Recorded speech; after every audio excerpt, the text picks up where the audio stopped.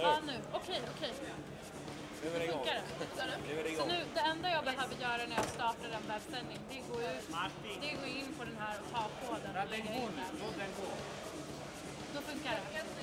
Nu ska vi inte ändra. Nej, men bara om det skulle brytas av någon anledning så vet jag det. Det är det här. Då funkar det här. Nu är det igång. Ja, man var ju tvungen till man skapar en kanal. Man måste skapa det här produktionen. Det var ju inte gjort. Vi testade ju något oidentifierat. Okej. Man var ju tvungen att skapa webbsidan. Det där är väl någon inloggning som man ska betala. Man måste ju se hur många som har kollat. Specifik adress. Okej. Och sen är det en ny produkt eller? Ja, fast börjar med att käka. Ja.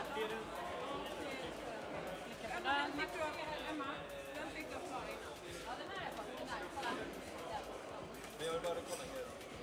Sebastian Mendez, Det jag ser är en logga för Supremacy Rising, att det verkar vara själva trailern. Ja, nu funkar det. Nu funkar det. Ja. Okej, och så vad jag gör nu? Ja. Marcus tog ett beslut om spotten för han kan den, det är skitenkelt att köra. Vi ska se hur det ser ut i bild. Det är bra. Bredvid poprutan. Vi ska kolla en sista gång hur det ser ut i bild. Här, jag hittar en Supremacy Rising, oktober 13.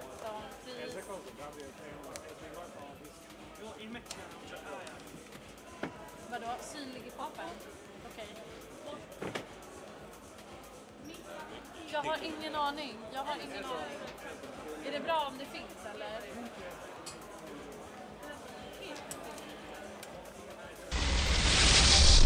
Helt på Håkan om han vill sitta och chatta medan han kommenterar.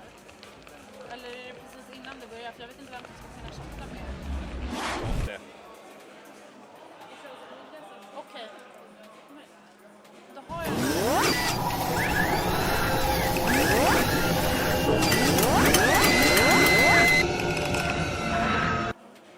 Det börjar med deras logga. Om jag trycker på knappen igen. Så börjar med loggan. Alltså det är inställt så att loggan ska börja och sen börjar webbsändningen. Ja, bra. Okej. Det ser bra ut. Okej, men är det något mer vi måste göra nu?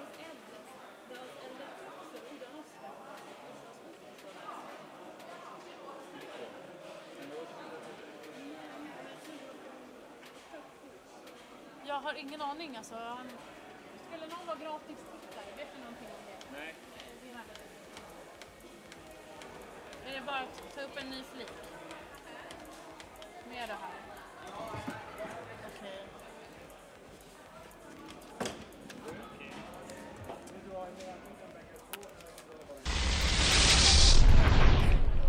Slash ppv. Ja, jag förstår det. Så är det hans konto här. Ska jag logga in på hans konto? Ja. Det är typ e-post och lösenord. Ja, nu är han här. Håkan, kom. Skulle du ha någon som kollar gratis? Eller inte? Det var ingen som kollade gratis. Nej, bara ni. Det var vi som kollade gratis. Vi kan väl göra det om vi är inloggade, eller hur? I förhandsgranska. Då ser jag ju live. Ja, bra. Men då behöver inte jag göra något. Som sagt var, det enda som är skillnaden är att match 3 då är struken. Han kommer att annonsera det. Aha, okej. Nej, den andra killen. Det är det här de ser. De måste registrera sig. De måste skapa ett konto. Okej. Superbra. Han är klar. Det är walkover på Akeem som han är skadad. Han ligger på sjukhus. Jag är bara fotograf. Det gör han har vunnit den. Därför inte jag vet vad vi håller på med. Men nu är det de fightar som de möter honom. Men kan jag ta det här pappret tillbaka? Snart. Vilka vissa tycker nästan är det? Nu behöver vi bara göra Vi kanske ringer snart.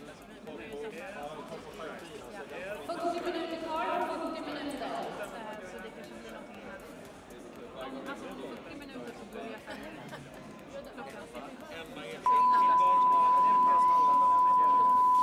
Men tack så jättemycket.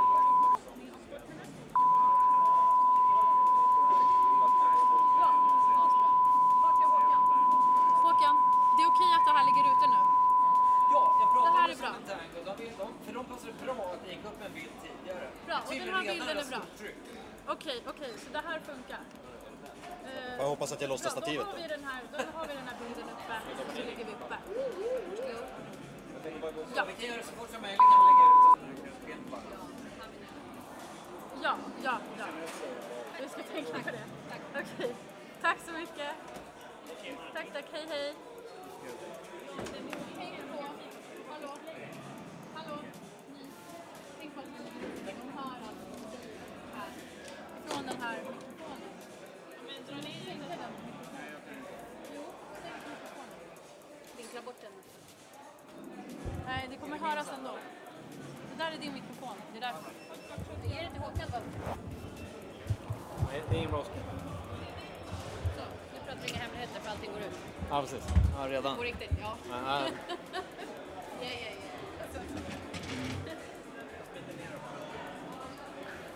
Vems glasögon är det?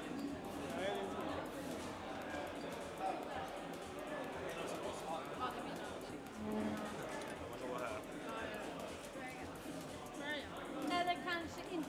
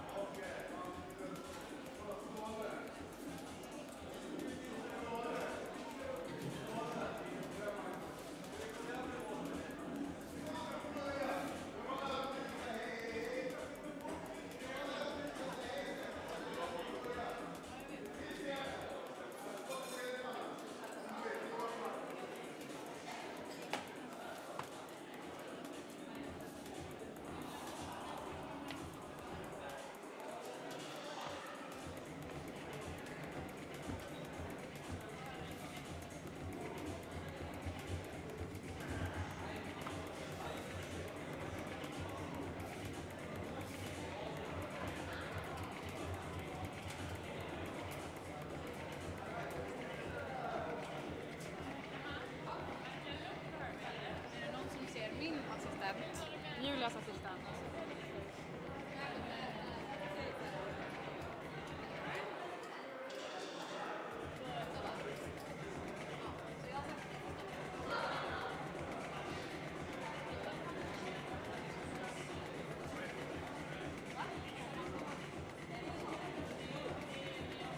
Hallå? Hej, underbart. Vi behöver dig. Gå till Marta, hon ska förklara vad du ska göra.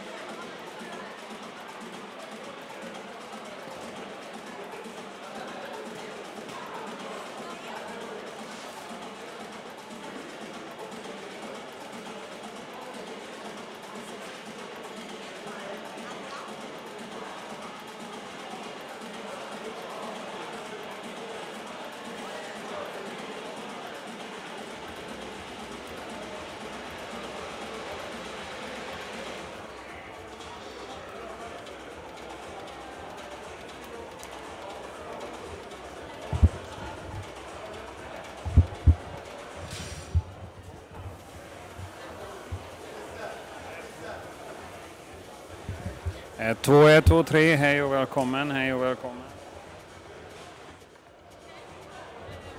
1, 2, 1, 2, 3, 1, 2, 1, 2, 3, 1, 2, 1, 2, 3.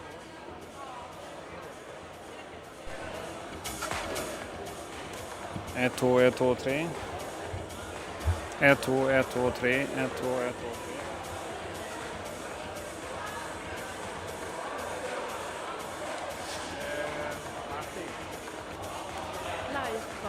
Live var gjort. Mina live. Márti. Juli, azzal mit kell csinálni? Mi? Azzal mit kell csinálni? Patrik?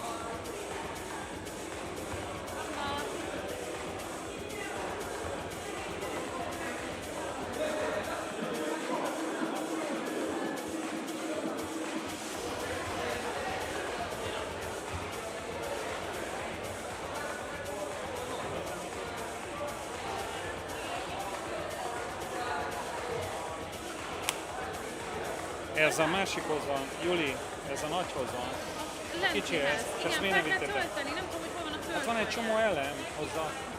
Van egy csomó elem. Nem tudom, hogy hol van el van a fűben. Táskában. Mutasd meg, hogy hol van. Tedd el, hogy látta.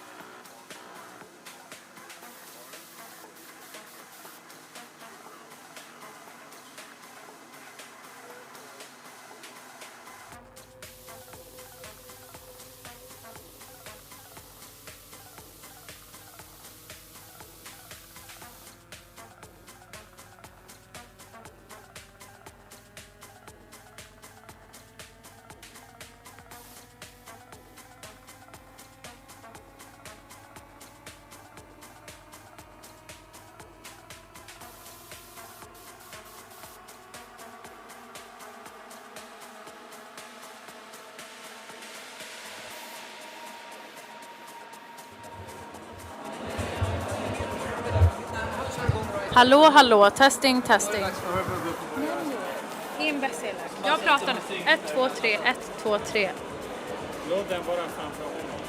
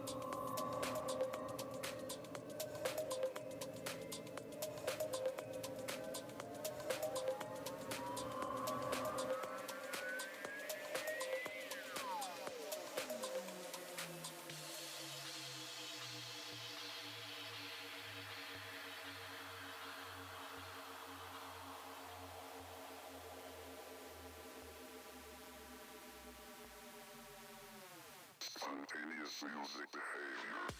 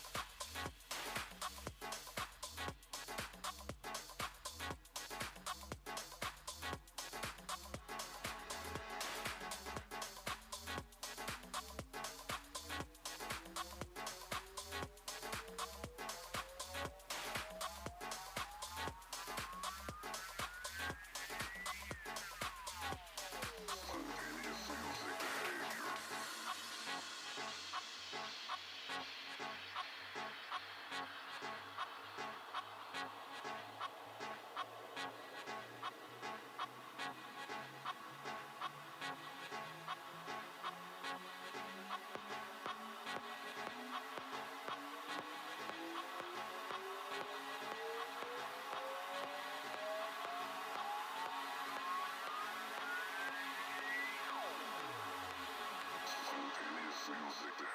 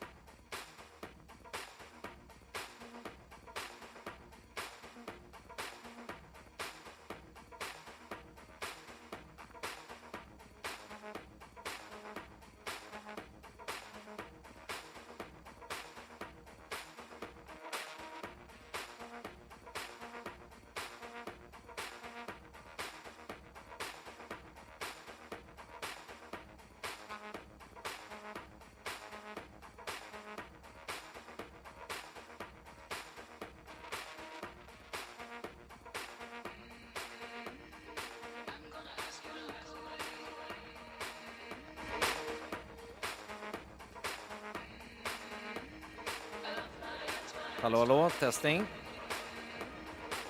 Soundcheck. Du hör ingenting. Du ska höra här. Ja, men det här ska också funka. Nej, Det är ju min medhörning. Jaha. Ja, vad ska den här? Hallå, testing. Du behöver inte höja den, utan du pratar där. Okej.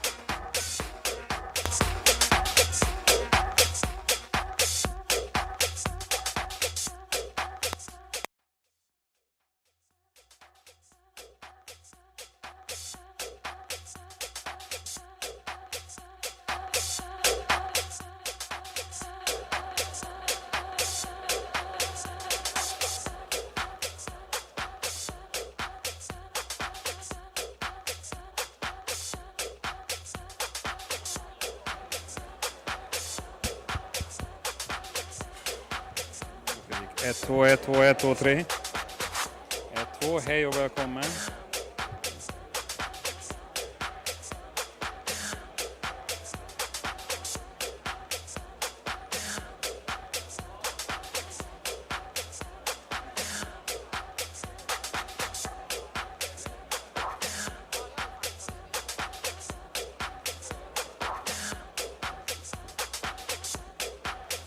Hej allihopa, varmt välkomna hit. Emma heter jag jobbar som studieman. Vi kommer att tv-sända det här på nätet. Alla som har blivit tilldelade en plats, varsågoda och sitt. Vi skulle behöva ha en överblick hur det ser ut, om det saknas folk någonstans. Kanske vi måste flytta er lite grann. Så att om alla tar sina platser till att börja med. Vi kommer dra igång lite senare, 5-10 minuter över, men vi behöver ha er på plats nu. Och 10 minuter över, det är om ungefär 3 minuter. Så varsågod och sitt.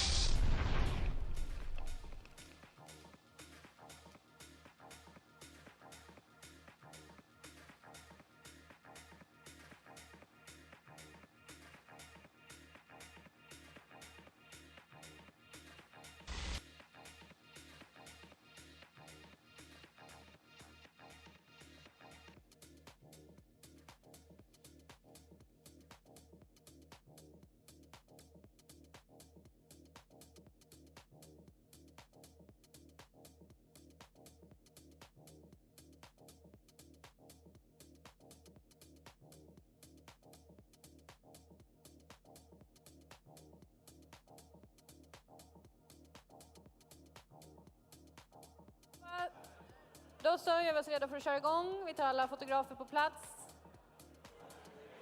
Publiken, varsågoda och sitt. Och varmt välkomna hit.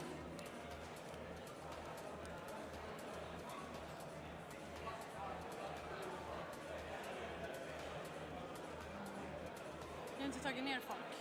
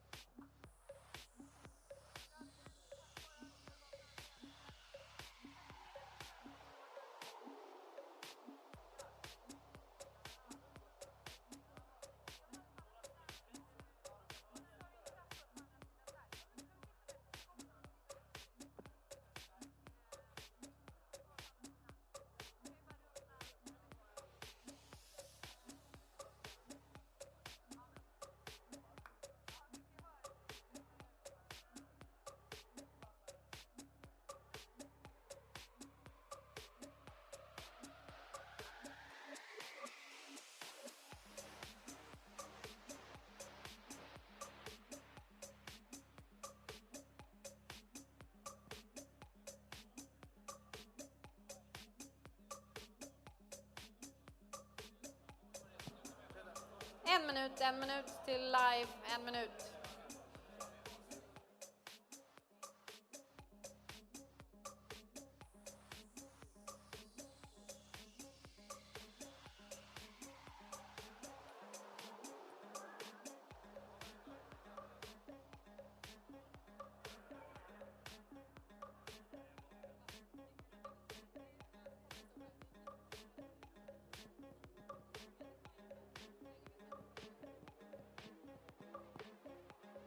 Sekunder, 30.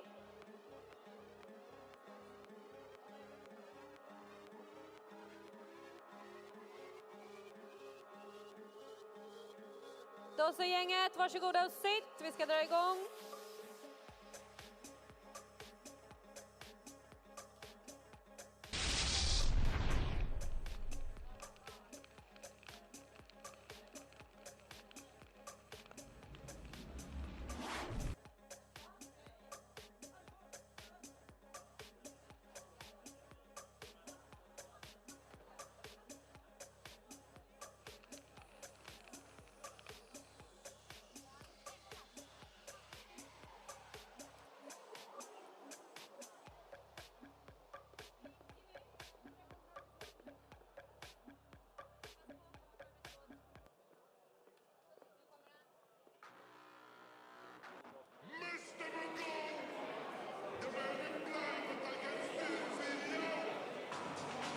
Good evening, ladies and gentlemen. We're about to start the broadcast here on Supremacy TV.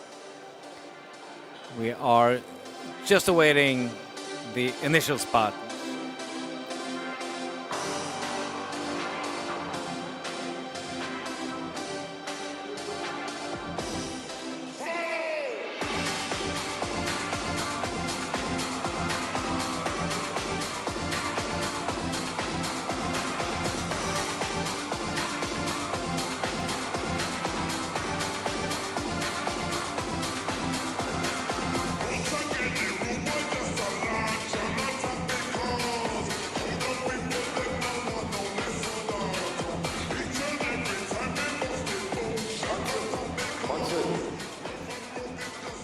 Now that was very strange.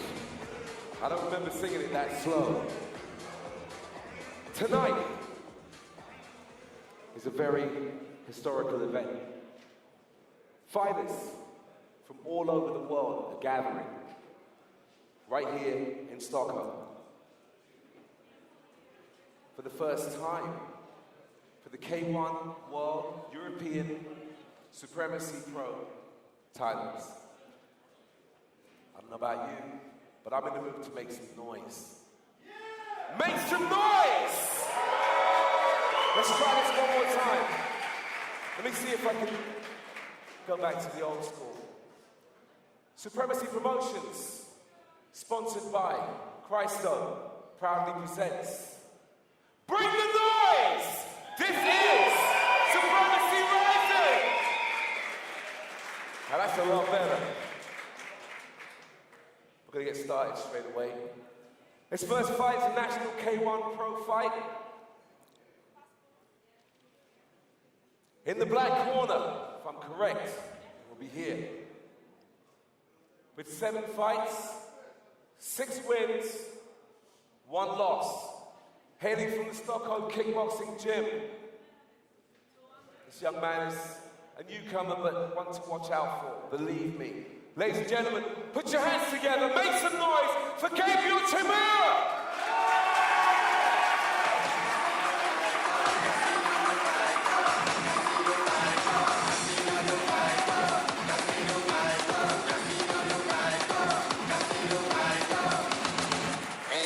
And in the black corner, we will be seeing Gabriel Teymur. He's a pretty recent pro, but from what I personally have seen from his fights, he's a very aggressive fighter, and it's a very strong fight card. He's had only 7 fights so far, but he's won all of them but 1, and that was a very close decision. As a matter of fact, they even sent in a complaint because they considered that also to be a win. So he has an almost perfect record. It'll be very enjoyable to see him try to beat the somewhat more experienced Meran Zangana at night.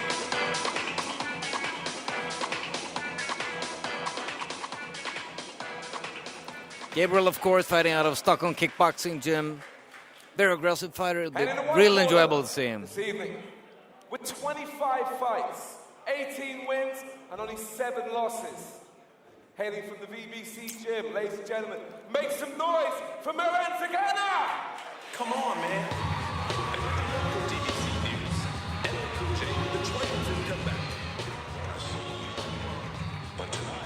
Don't call it a comeback. I've been here for years. I'm rocking my peas. What's up with the fear? Making the tears rain down like a monsoon. Listen to my bass go boom, explosions.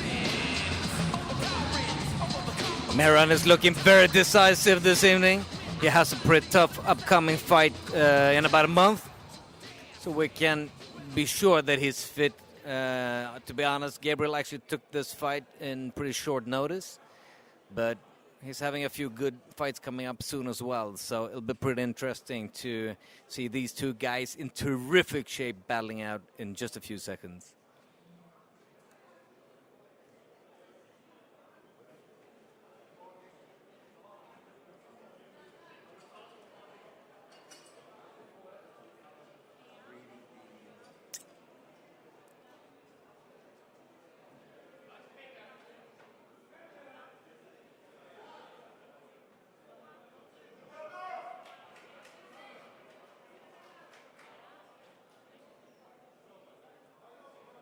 No prestige between these two fighters at this point, but in a few seconds there will be a lot of prestige, both trying to win the first fight at the Supremacy Rising event.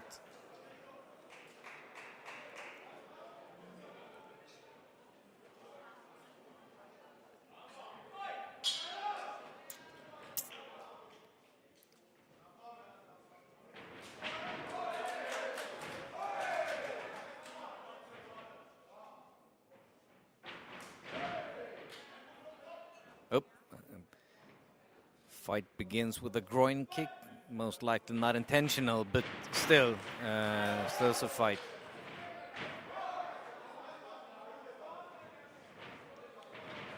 As with all fights tonight, they are pursued under K1 rules.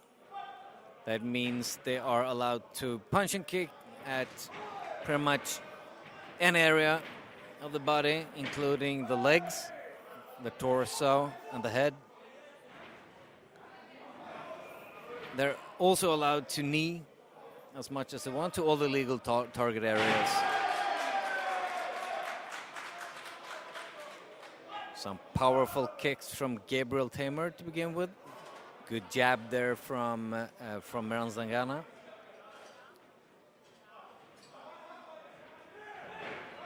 Dangerous high kick.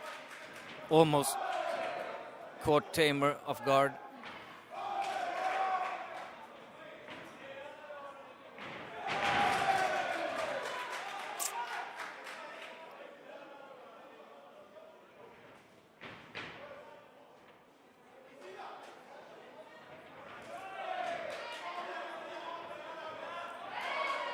Good knee there from Zangana. Bit cautious here in the first round from both fighters, but still somewhat aggressive. This point, Zangana being the definitely more experienced one, we would actually expect more accurate techniques from him, but apparently he's not very used to the fighting style that Teymur displays tonight.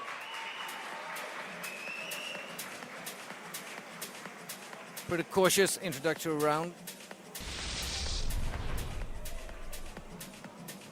None of them being close to having a knockout, but there's still anything can happen between these two both very aggressive fighters.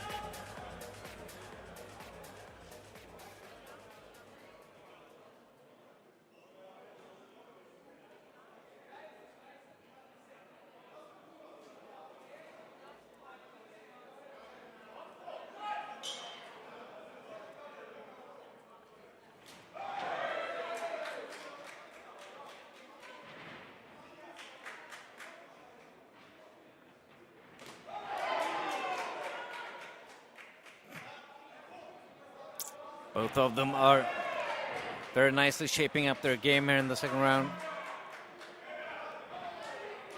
Nice kicks from both fighters.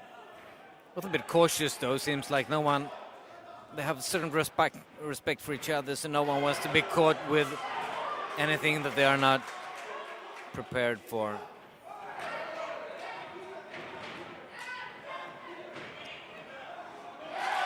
Good knee there from Zangana. Got him right in the torso, but a good high kick at the same time from Teymur.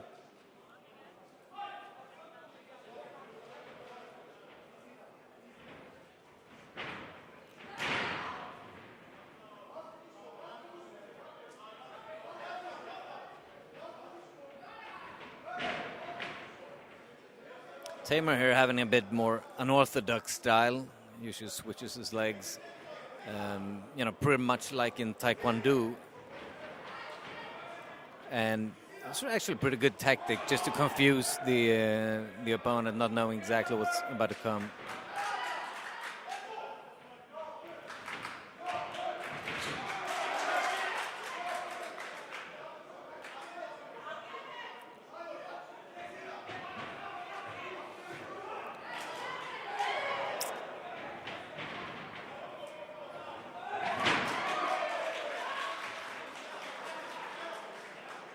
Both fighters with pretty much respect for each other's powerful techniques, so no one wants to give anything away because they know that would most likely result in a knockout.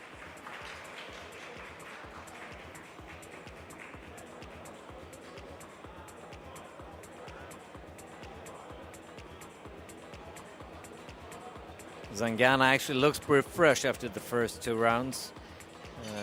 From what I know, he's preparing for a 5-round fight at the Rumble of the Kings event, and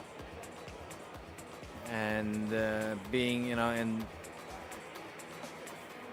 training as hard as you do when you're preparing for such a fight, he should be in tip-top shape right now, and from my point of view, it looks like so.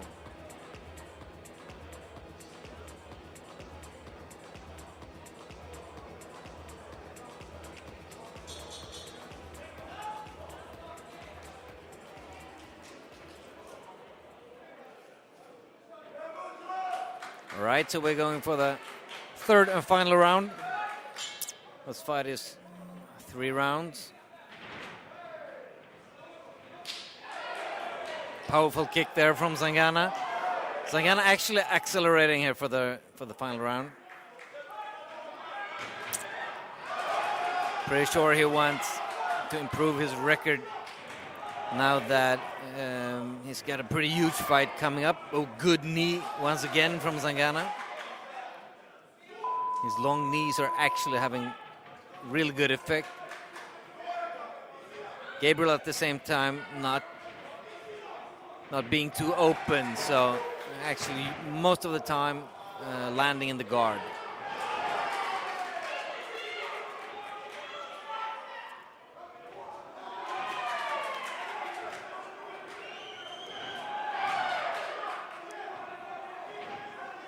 Bit wild now from Teymur. I can tell that he really wants to finish this fight. He knows it's the last round. Oh. Surprising technique there from Zangana. Oh, good knee once again.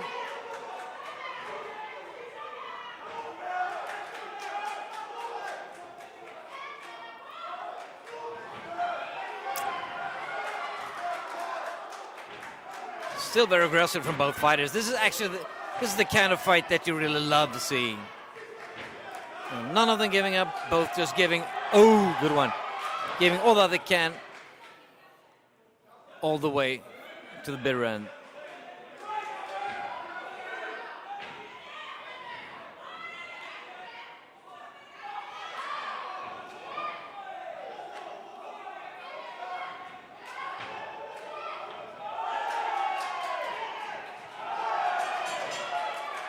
That was close. Teymur just having his head down when the round ends. Terrific fight actually from both fighters. Neither of them giving into anything, both giving as much as they had,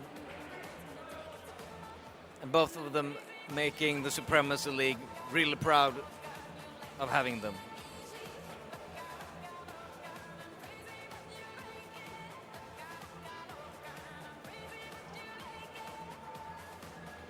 On my card, I would say that Zangana, being the somewhat more experienced, probably has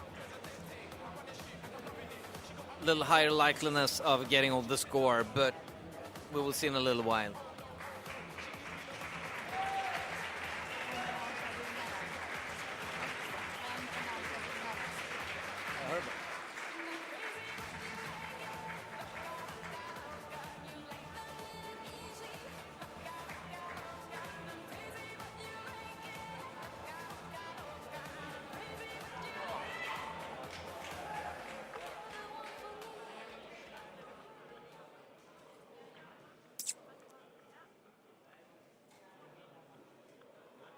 All right, we'll see what the judges' scorecard say about this fight.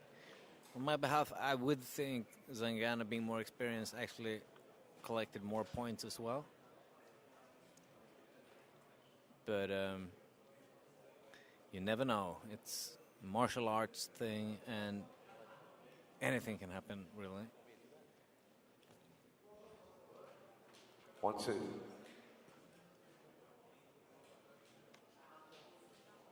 And the winner by 1 point. Excuse me.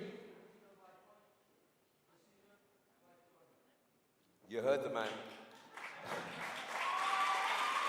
And yeah, apparently we're correct.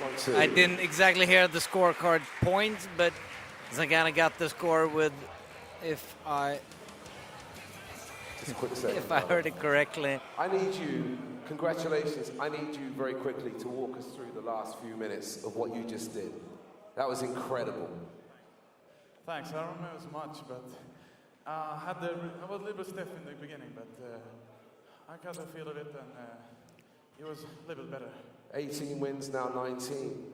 Well done, my man. Is there anything you want to say to your friends and family right now? I'm just happy that I get the chance to fight again. This is my second fight this year, so I'm a little bit rusty, but if anybody want to fight me in Sweden or abroad, anytime. Thanks everyone for coming. Meran, you're the danger man. Congratulations, well done. Yeah, that was a tough fight from both fighters, and I think Zangana did a good job. He actually being the Swedish champion. Make some noise, keep it going. I can't hear you. Make some noise. Amazing. Fantastic start.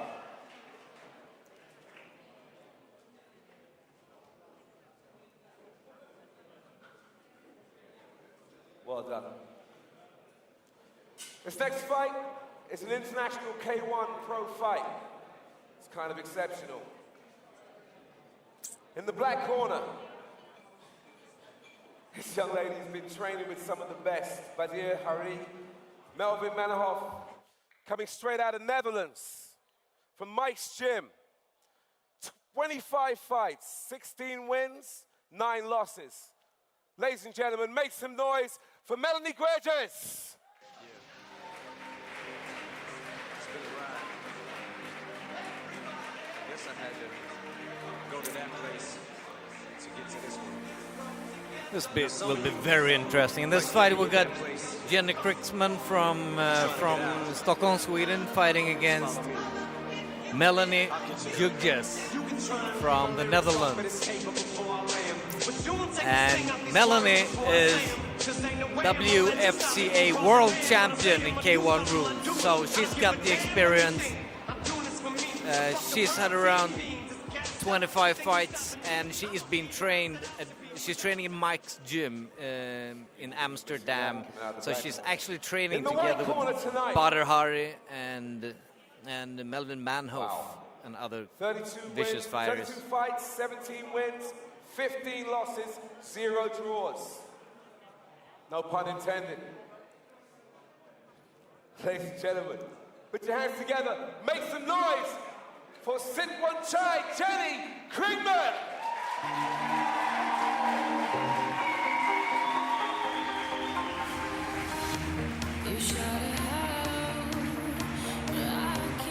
Jenny, of course, being a bit more popular since she's in her hometown. Looking at the record, the tail of the tapes, we would say that Jenny has more fights. Melanie being a little younger. My card, I think she's like 19 years old, but still has about the same amount of fights. So she probably started at a pretty young age. I think I picked up somewhere that she started when she was around 14. So this will not be an easy task for either of the two fighters, really.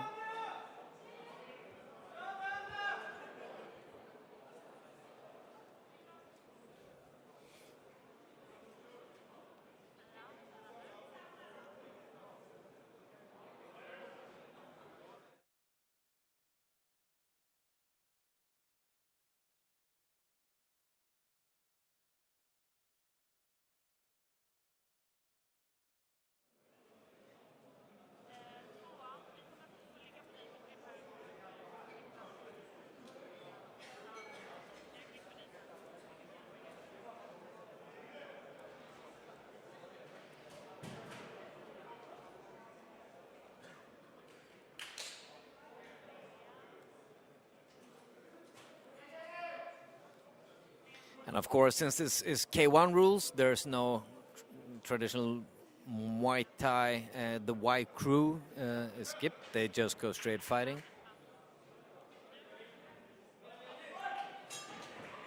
And the fight is on. And Mellony is starting in a furious tempo.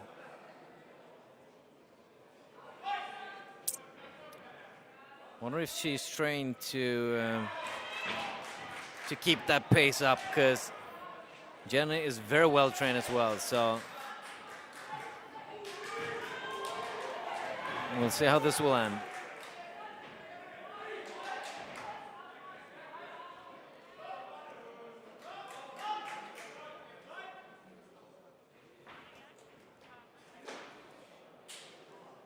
Apparently something is wrong. The referee stopped the fight for some reason. I wonder if it's a cut. It seems so. That was soon in the fight. And the doctor is up as well to check her out. Seems like they're putting a little Vaseline on it. That should probably keep it. But if she managed to get a cut in the first round, that would be very, very disappointing for Jenny. I know that she was in a world title fight about 1 or 2 months ago. Perhaps that is a result from the cut that she received in that fight.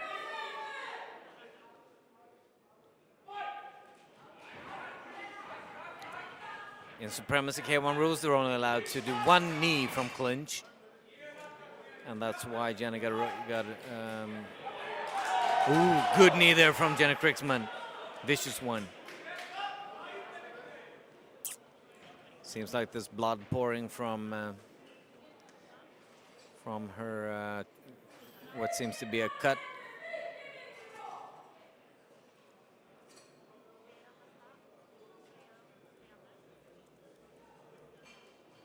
We certainly hope that they're not stopping the fight this soon. That would be very sad for Mellony, who's flown all the way from Amsterdam up to Stockholm this evening to fight it out with Jenny Krigsman. It would be even more disappointing for Jenny, who would then most likely lose on a cut.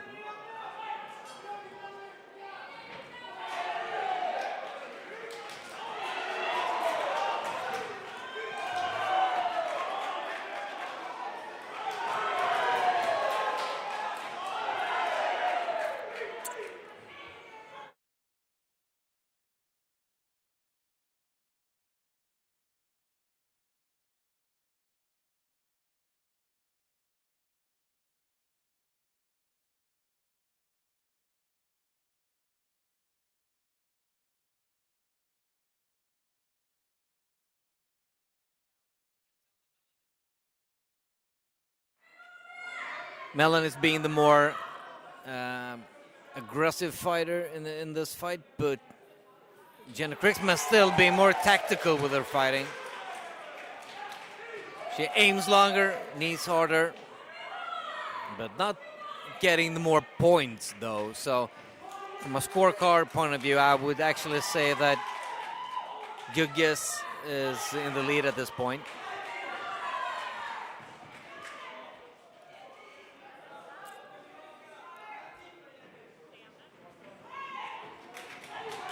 Oh, good kicks there from Krigsman. Very good ones. The kicks from Geugjes are not nearly as efficient, but she throws a whole lot of more punches.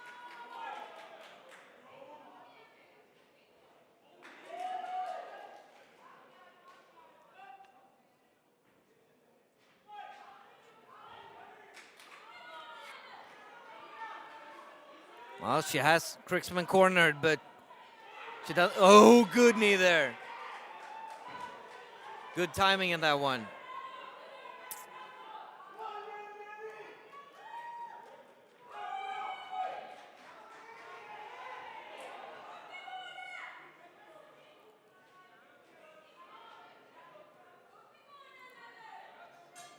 Krigsman actually using a really good tactic here. She's backing off so she doesn't look like the aggressor, but she has very good timing with her kicks and her punches. So she's collecting a lot of scores at those times and not taking unnecessary risks at the same time.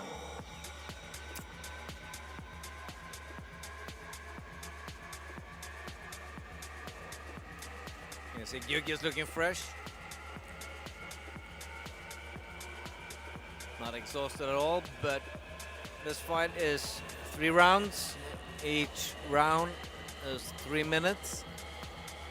So for each fight there's actually 9 effective minutes of fighting, for which you have to either knock your opponent out or get the high score with the judges.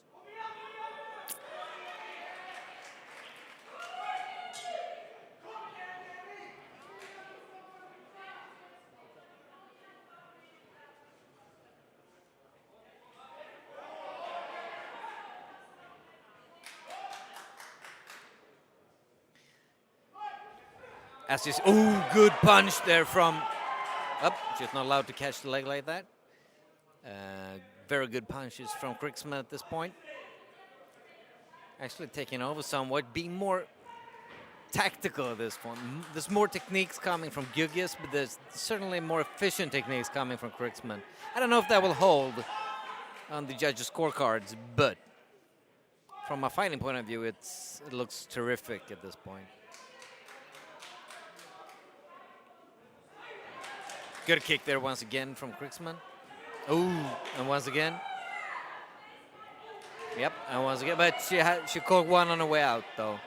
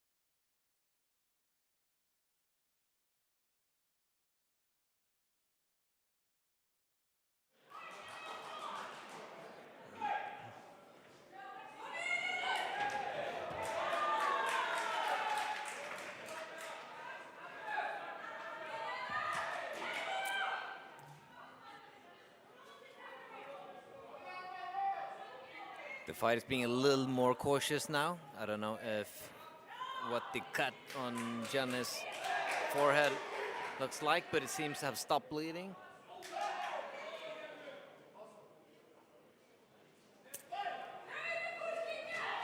Very good kicks once again from Jenny.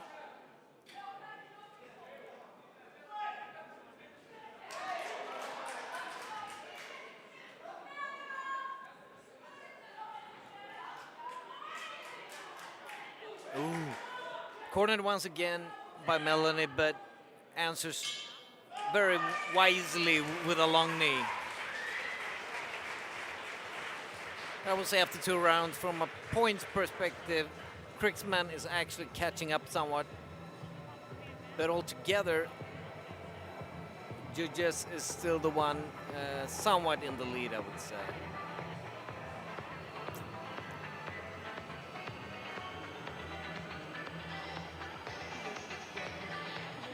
And as I was saying, Melanie Geugjes is from Mike's gym in Amsterdam, and they are producing extremely good fighters from over there. I don't think any one of you have missed Badr Hari, for instance. And Melanie's usual coach is actually Melvin Manhoff. So she's got a pretty strong corner to back her up. Krigsman at the same time being coached by Peter Wetzelmeier, who's also a very experienced coach. And from a tactical perspective, I would say at this point, it's not stamina that is determining the fight, it is timing and techniques.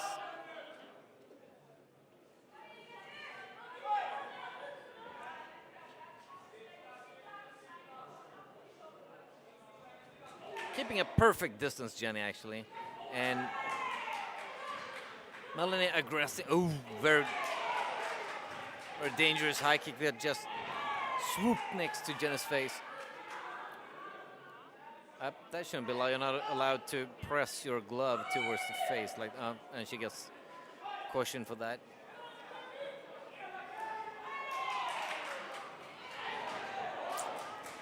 I would say that tactically this is a very good fight for Jenny. She uses all of her experience very wisely.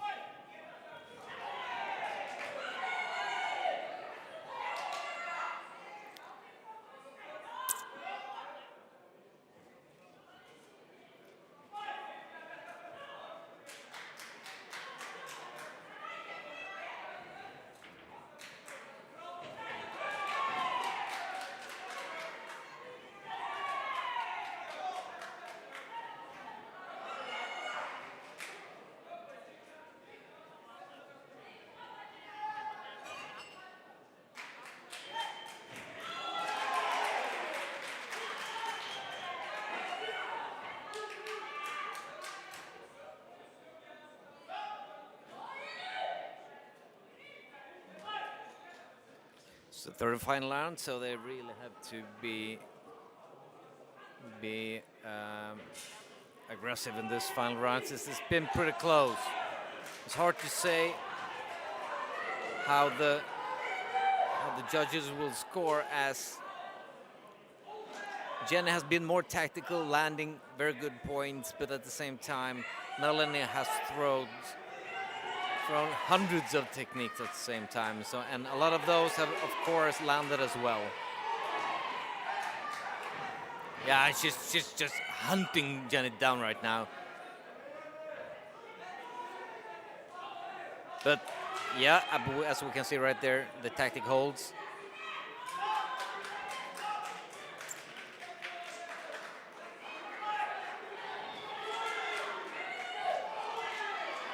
Oh, very good punches there from Jenny again.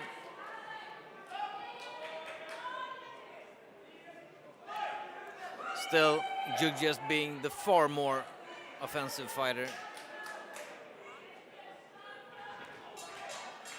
And there we have it, the fight is over.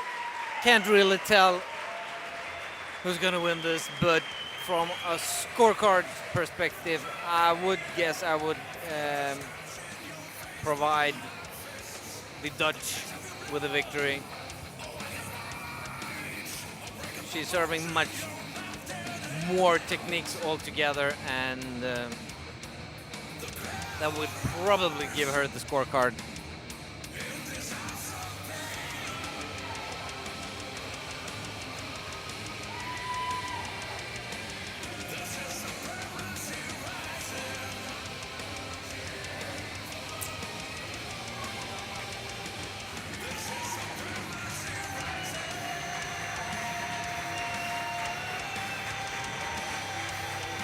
All right, we'll see what Herbert Critchlow will announce. I can also mention that it is Sonny Dahlbeck who is presenting them with the trophies. He will be fighting next month in the Glory Final 8. So he, being a pretty experienced fighter himself, is this night helping out at Supremacy League.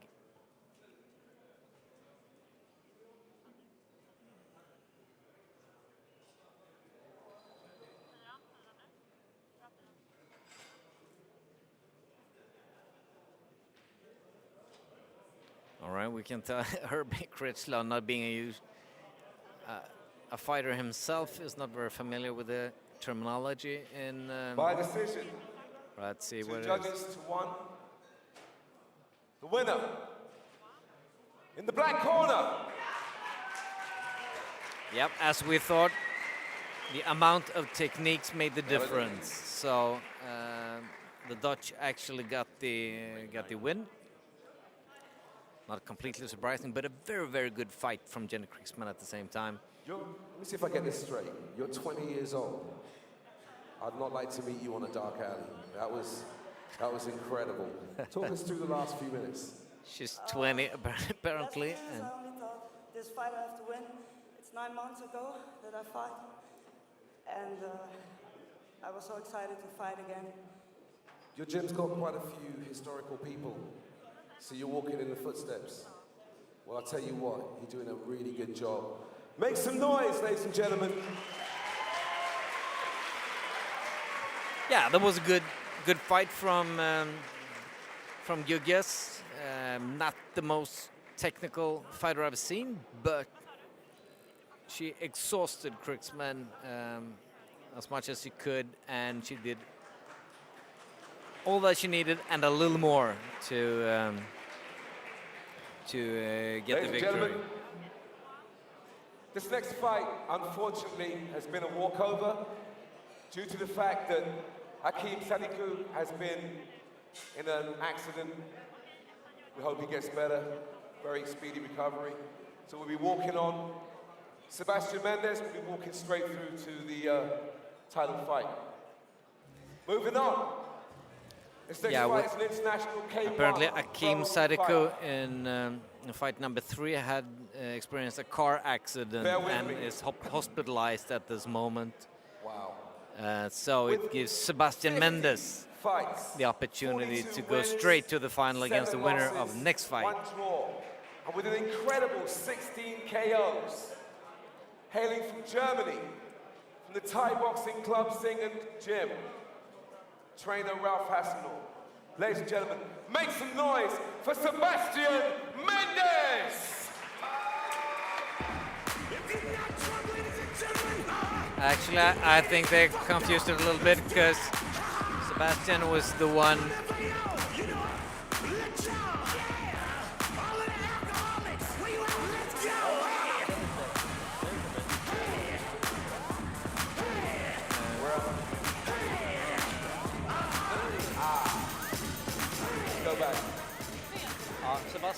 This is what happens. This is what happens when you're new to this and you're into music and you love this sport so much that you would do anything to be here. Unfortunately, Sebastian Mendez moves on. My era. My era. Thank you. Thank you for understanding. Can I get an amen? Can I get an amen? Thank you for understanding. Okay. We'll try it again. This next fight is an international K1 Pro fight. With 29 fights, 19 wins, 10 losses. Hailing from Sweden. Hailing from Sweden. From the Stockholm Muay Thai Gym, trainer Thomas Rasmussen. Ladies and gentlemen, make some noise for Ricardo Gonzalez! Not drunk, ladies and gentlemen. Get ready to get fucked up. Let's do it. Ha ha. Element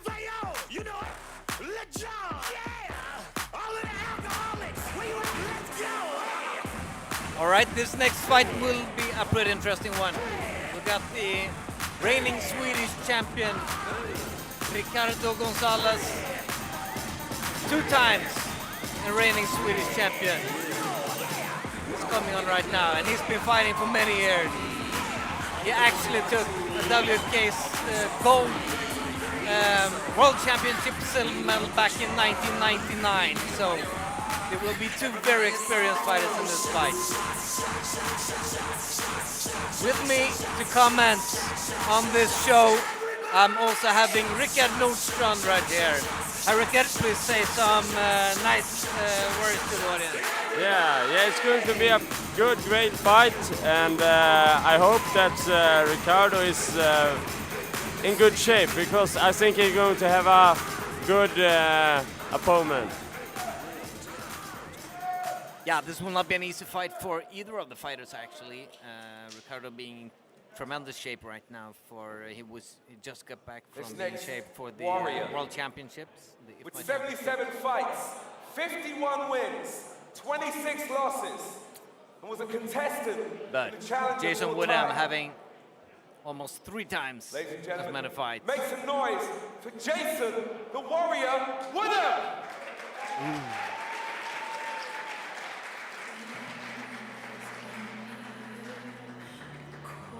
Then we were clear, with no colors on our skin. We were light and bursting. And when we first came here, we were cold and we were clear, with no colors on our skin. Till we let the spectrum in. Say my name.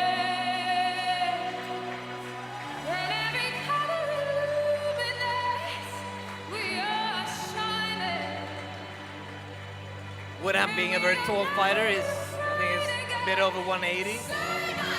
Just weighing in at 69.1 kilograms. And so are all fighters in this tournament.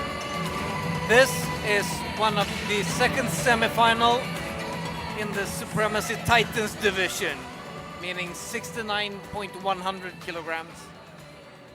And as we heard, Akeem Sadiku from Nigeria was injured, but Sebastian Mendez, the reigning WK world champion in Muay Thai, is straight on to the final.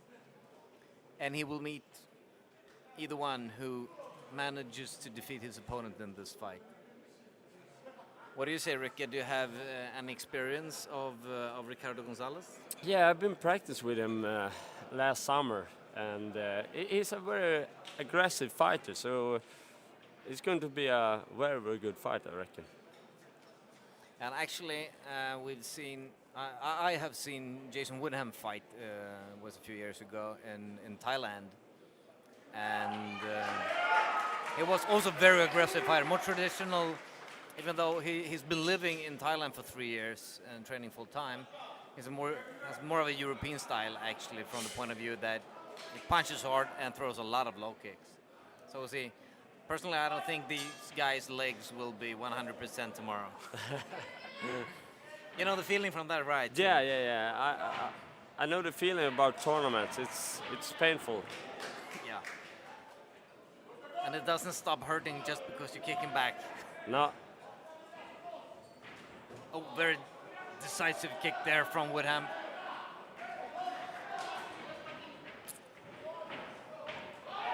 Gonzalez looking very calm, very summoned.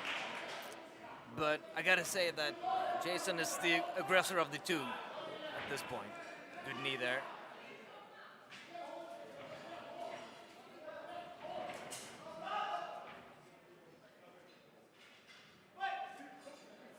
Yep, since it's K1 rules, you're not allowed to hold the leg, which Gonzalez incidentally just did.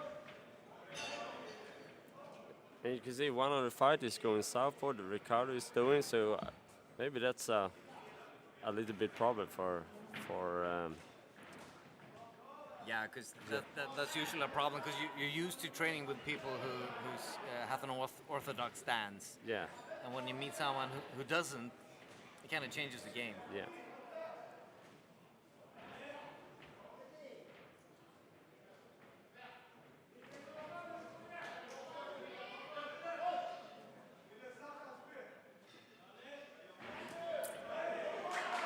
And Yeah. so far it's been Yeah. pretty aggressive, but at the same time calm fight from both fighters. You can see in the first round now they like feeling on each other and do some good techniques, but not too much. And that's because they're so preferred for this fight. Yeah, they're experienced fighters as well, both of them. So, you know, they're not throwing unnecessarily much now because if the other guy is fresh in the third round, they'll come back at you.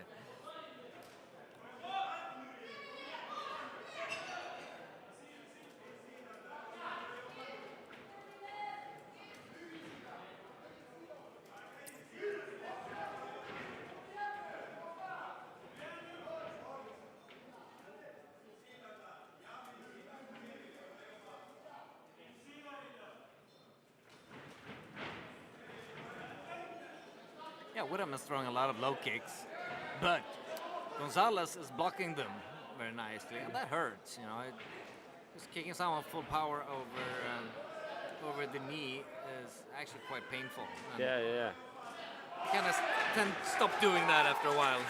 Yeah, you will.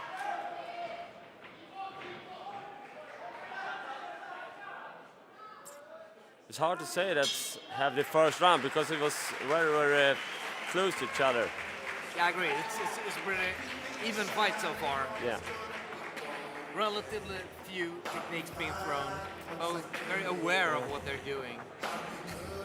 And you can see that they wait to see the opponent to do a mistake, and then they're going to pay him.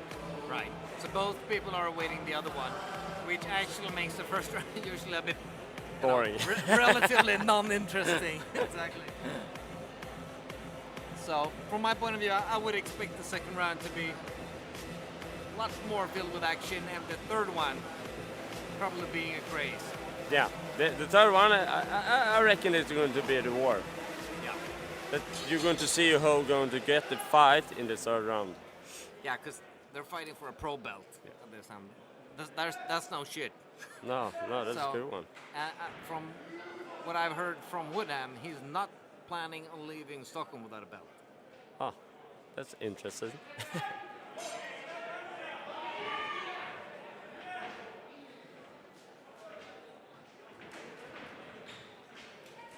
And from those of you who used to watch the Challenger Muay Thai series that was broadcast on AXN, I think it was about a year ago, you should recognize Jason Woodham because he was one of the contenders in the Challenger Muay Thai series.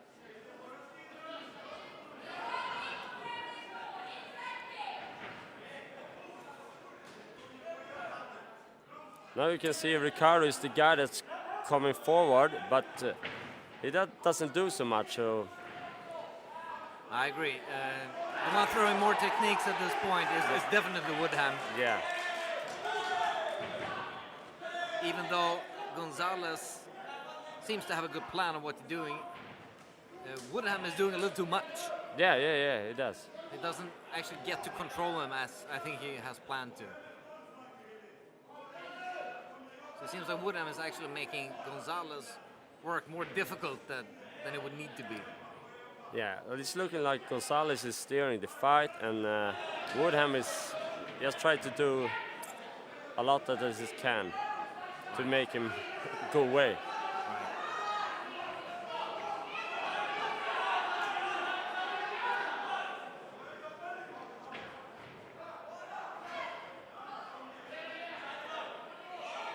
Still, it's a tough fight so far, and there's been very good techniques thrown from both parties.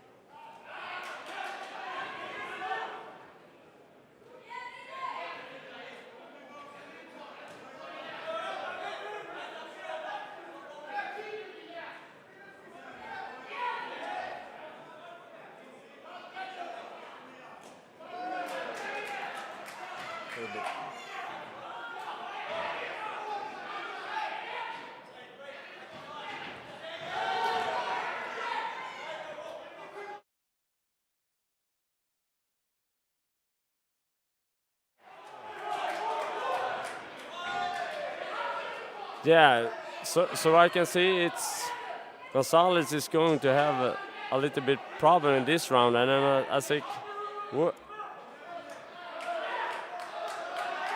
Woodham is going to take this round.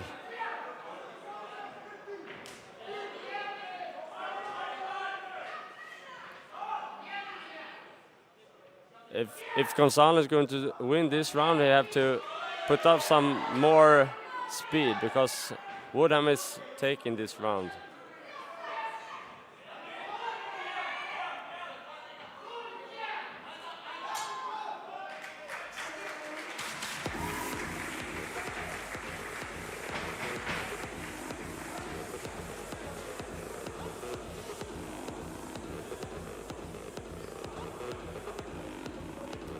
Yeah, I have to say this round is going to Woodham, and I think Thomas is very, very angry, and tell Gonzalez to now you have to do something, otherwise you're going to lose this fight.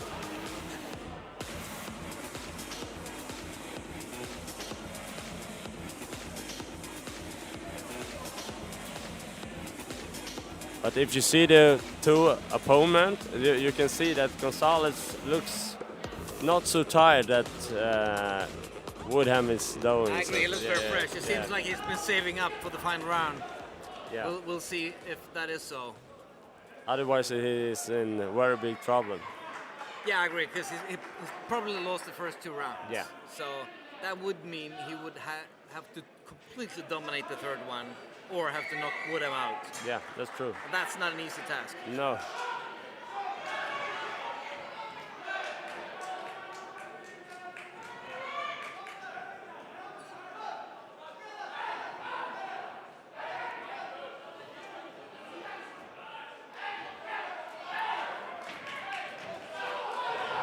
Oh, that was a close one. Yeah, that could have ended the fight. Yeah. But both being sportsmen, and just laughing it out, and giving each other a handshake. That's how we should. Then they start kicking each other again, you know. But the plan that Gonzalez is having to go forward is very good. But you have to do something. You cannot walk and take everything because then you lose anyway. Yeah, I agree. I recognize the style, and you're trying to get to the opportunity to do something all the time, but you rarely get to do it. Yeah. So. And that won't make it. No.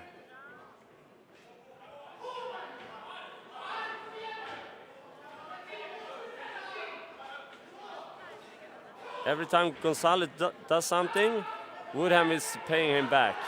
A good kick there from Gonzalez, though. Just under the guard of Woodham. Good knee as well. Yeah. Now he's coming. Yeah, he's coming forward, and it's starting to pay off.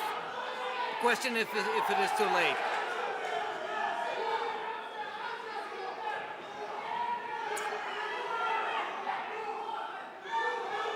Now you can see the corner of Gonzalez is screaming, go, go, go, go, and that's true. Yeah, I agree. They want him to do more stuff, but he is not. He's waiting for the opponent for the opportunity to do so. Yeah, he have to punch much more. I haven't seen a punch, just kick. That's true.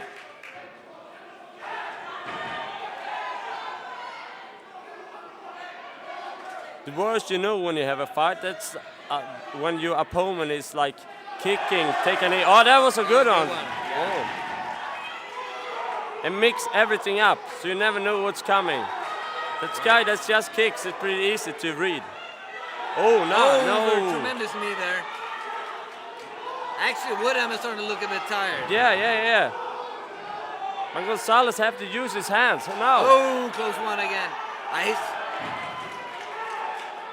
He's actually raising the bar a notch here. Question if will it be enough? Oh, 2 rounds. Oh, he's dominating now. So. If his game plan was to lose the first 2 to win the third one, you have to knock him out. Yeah, at this point, because from that point of view, he's doing well. But the question is it enough or not? Will it have been enough? Yeah. I don't think so, but I must agree. I think he lost a little too much in the first 2 rounds to... Yeah. Gonzalez was waiting too much. Yeah. Waiting and waiting and didn't do enough to win this fight, I reckon. I agree. I think the last 2 minutes was completely his. Yeah. Actually, looking from their faces, I gotta say that Woodham is the one who's taken more... suffered more in this fight. Yeah. Even though I gotta say by the scorecards, I don't think it was the same way. No. But we'll see. It's up to the judges now.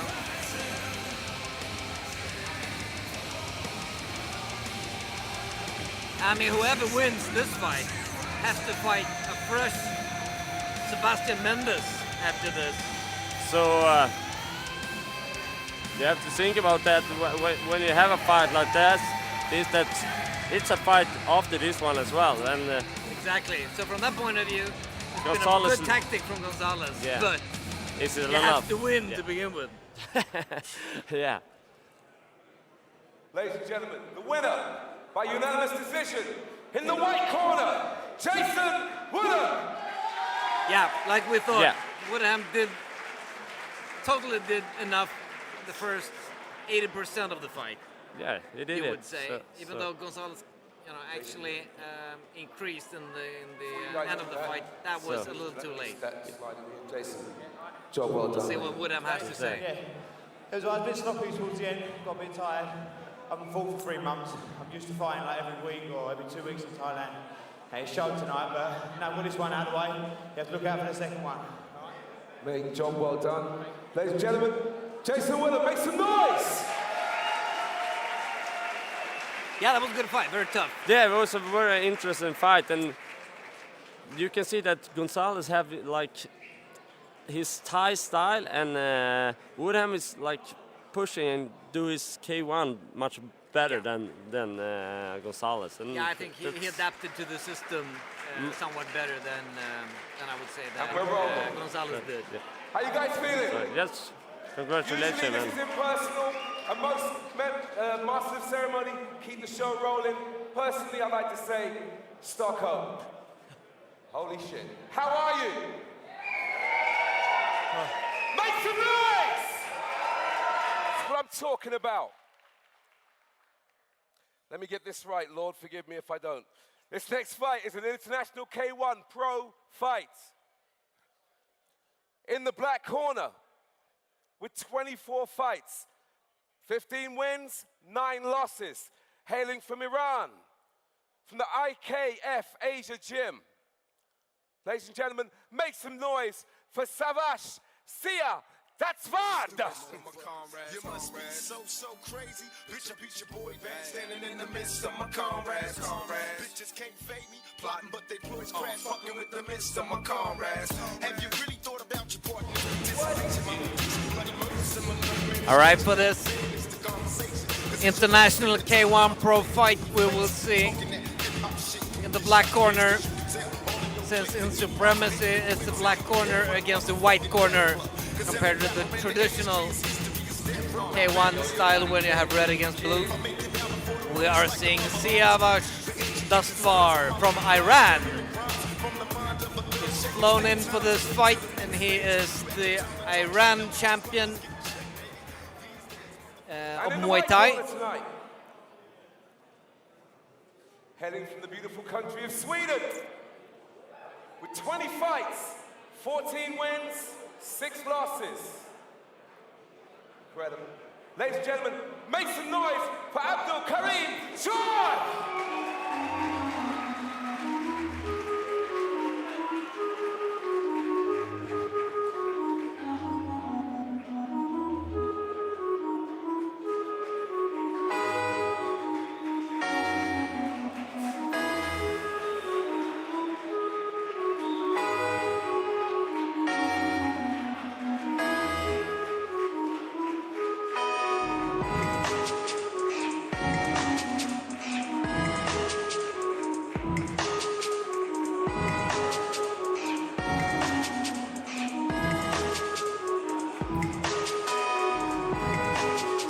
Right now we got Abdul Karim Char, who's representing BBC. Vallentuna boxing camp in this fight. He's being trained by Sargon Geugjes, and he is a fighter who is an upcoming star. He has around 20 fights,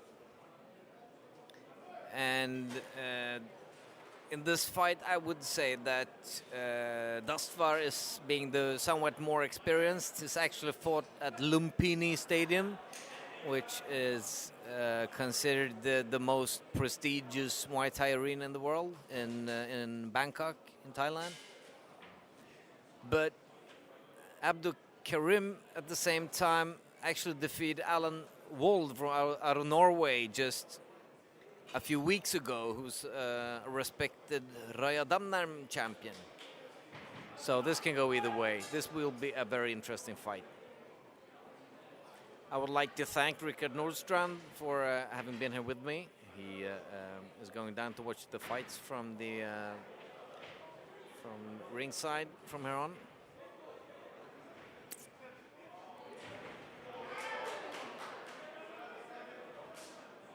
Very good kicks in this first round from Dastvar, but very good timing from Char.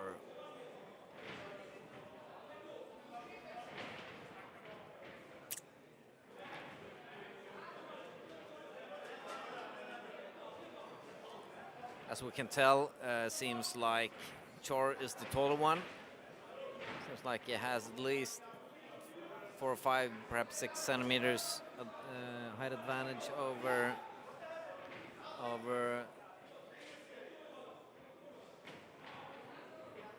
Dastvar.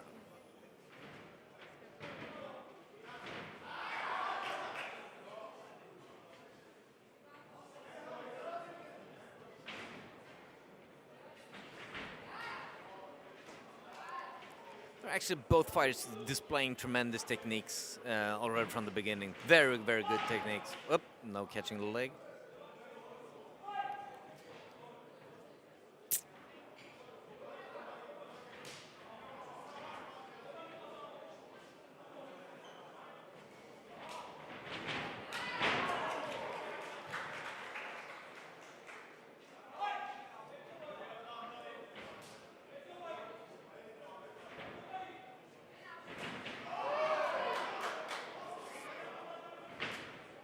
Good low kick there from Dastvar. Ooh, very good body shot there from Abdul Karim Chor. He looks very calm. As in some of the previous fights, I gotta say that Dastvar is the one making more, throwing more techniques, probably collecting more points on the judges' scorecards. But we got to see that Chor is the one using his timing technique much better.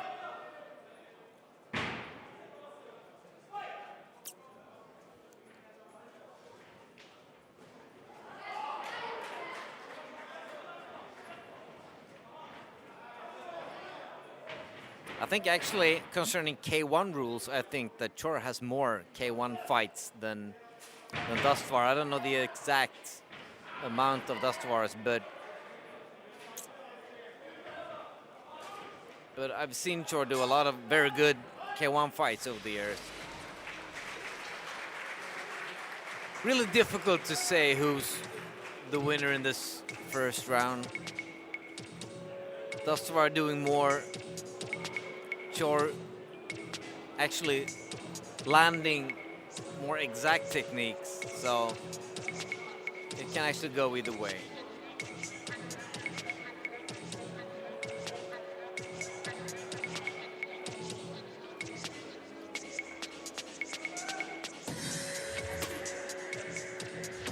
To be perfectly honest, I don't think Chor looks tight at all. Looks like we're about to start the first round. I would guess that his ring corner has actually pushed him really hard for this fight. So he's well prepared.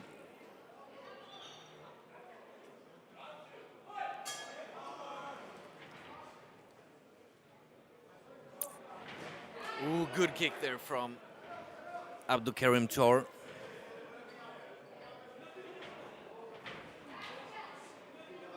I like the style of Chor. He's very calm, very decisive, doesn't throw anything without being pretty certain that he will land it, and is very powerful when he does so.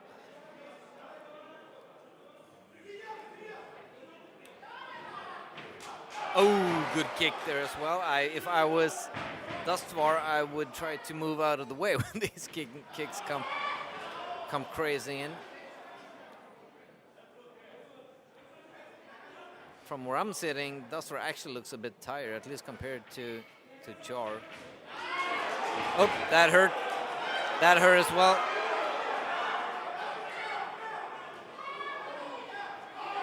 He's currently dominating this fight, Chor. He's all over Dustvar right now, and he's pretty much doing exactly what he likes.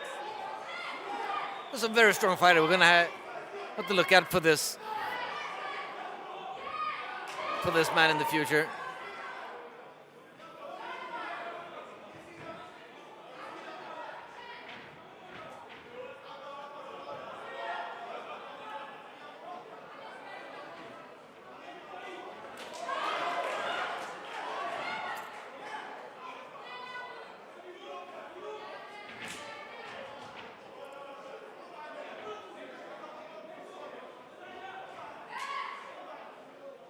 Tempo slowing down a little bit. Ooh, it was fortunate to dodge that one. The Persian.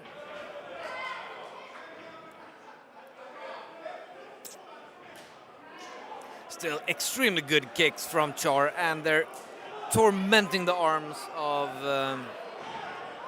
Siavash Dustvar.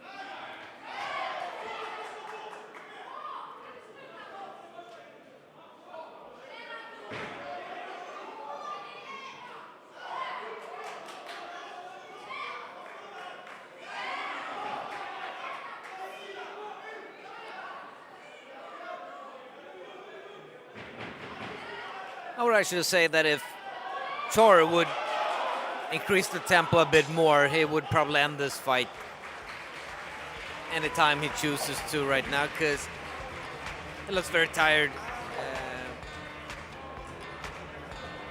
Dustvar from Iran, and as you can see, he's actually being coached by Tofan Pirani.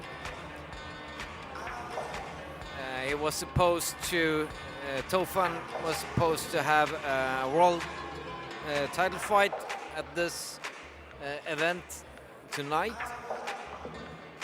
but with just less than a week ago he broke his hand, and today he's just coaching his fellow Persian fighter. Well, it's time for round 3, and my scorecard, I would say that Abdul Chor is seriously in the lead.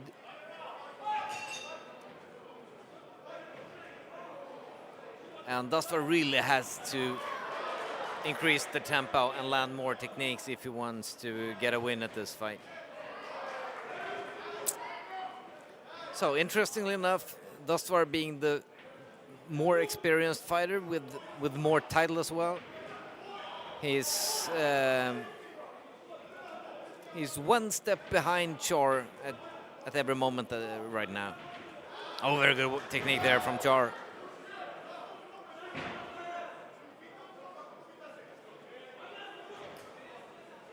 It seems like the Iranian fighter doesn't really manage to figure Chor out. He started off pretty aggressively with a lot of combinations, but he doesn't manage to stand up to Chor's timing. every time he moves, Chor manages to land something on him. So it seems like he's actually started giving up trying to throw his own techniques, because that just hurts. Ooh, that was close call.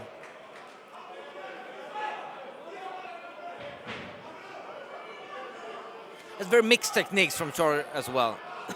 It's not just one single one. It's high kicks, there's low kicks, there's middle kicks, then there's a body shot, then there's a low kick again. Oh, and then there, like that one, there's good knees.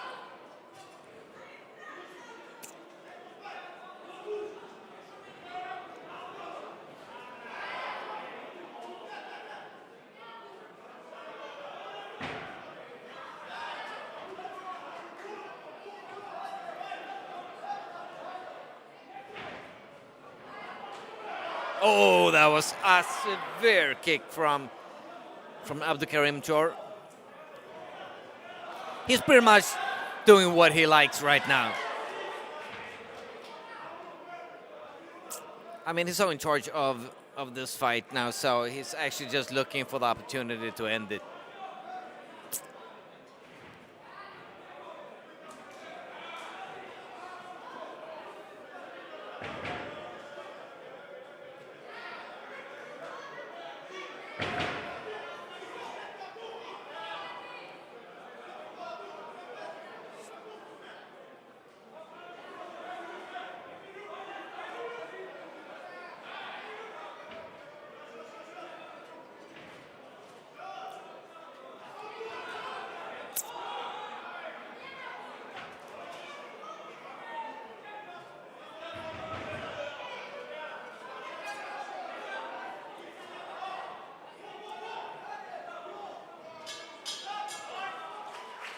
Yep, finally the fight is over, and I think that was a good thing for Mr. Dustvar, because I would say that Abdul Chor actually chewed his bones off. He totally dominated this fight. As from after the first minute. So this should be a relatively easy decision. I can mention that the music that you are hearing in the background is actually the Supremacy League theme song. Supremacy Rising, having been written by Swedish metal group Corroded, just released their latest album just last week. So they're on top of the charts, and while doing that they have also managed to squeeze in writing a theme song for the Supremacy League series. That is impressive.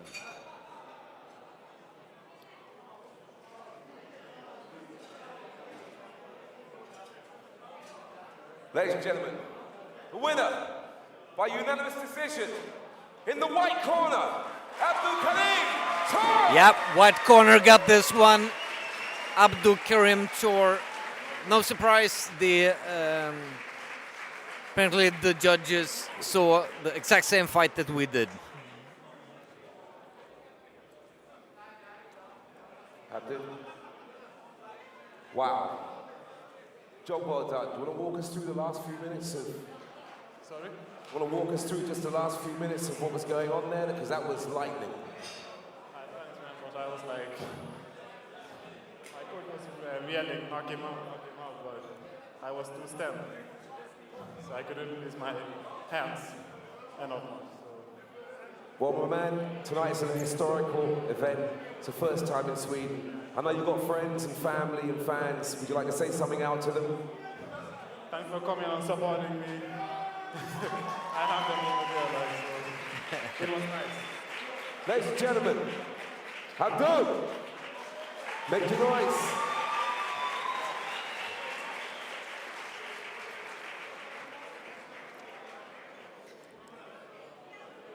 Give them a few minutes to...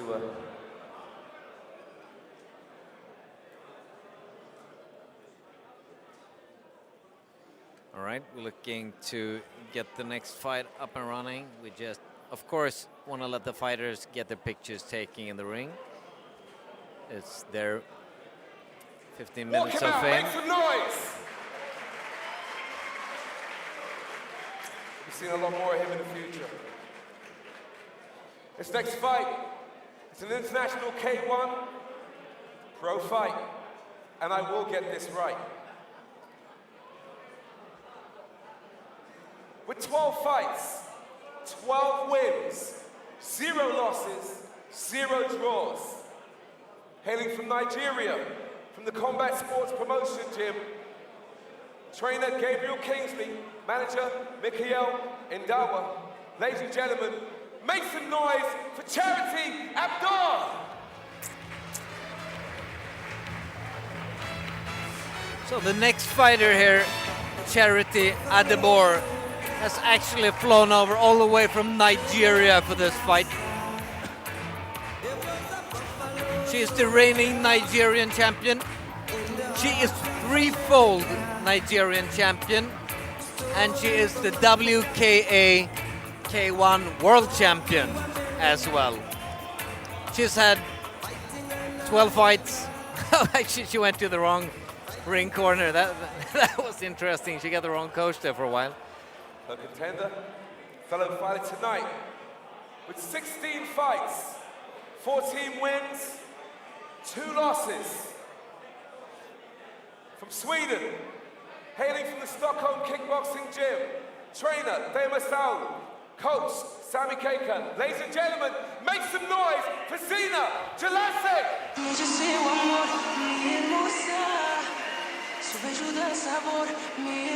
And in the white corner, we will see Zena Geugjes, who is very young and extremely talented fighter.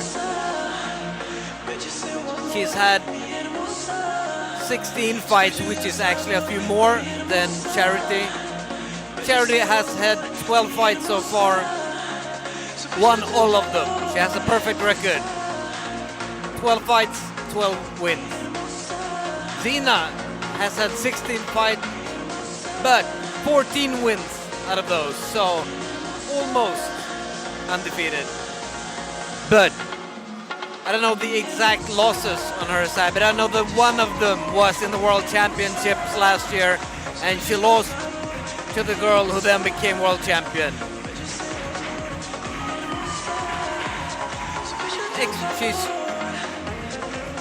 If I got my numbers right, I think she's 19 or 20 years old, so, and she's known for keeping a very high-paced tempo in her fights, so we can expect a lot of techniques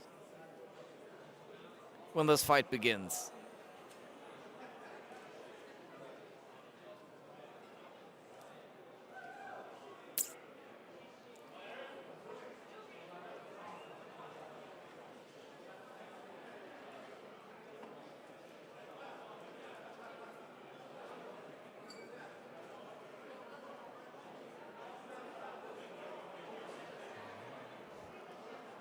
All right, 2 almost undefeated fighters from Nigeria and from Sweden fighting it out.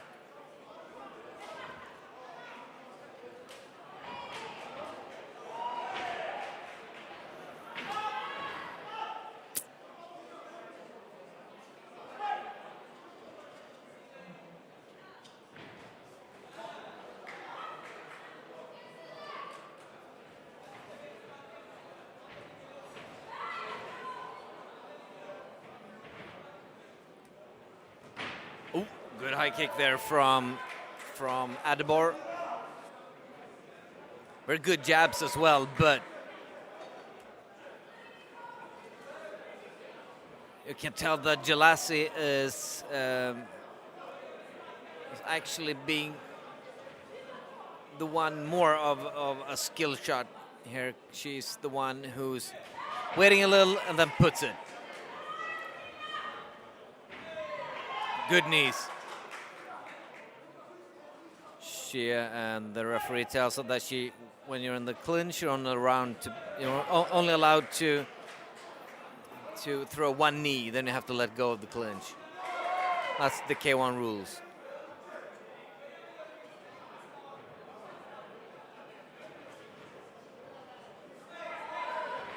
Still much better knees from Gonzalez at this point.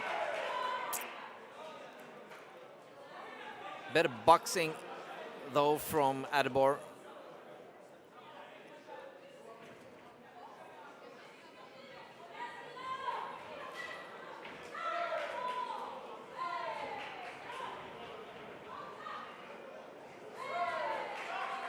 And the knees go in every time from Gonzalez. She's also better at landing her low kicks. We can tell that Gonzalez has been listening to the referee. Now she's very cautious after having thrown her first knee. She's pretty quick to let go of the clinch.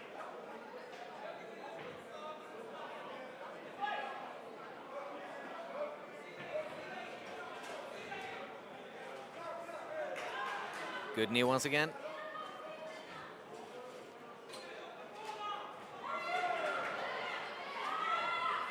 Strong punches from Adibor,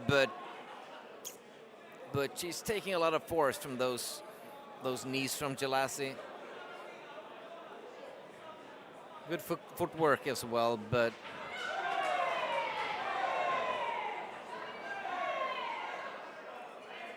it's a very talented young girl, this Gonzalez. You know, as I said, she's just around 20 years of age. This is her 17th fight already, and if she keeps up this tempo, she'll certainly be a world champion just within a few years.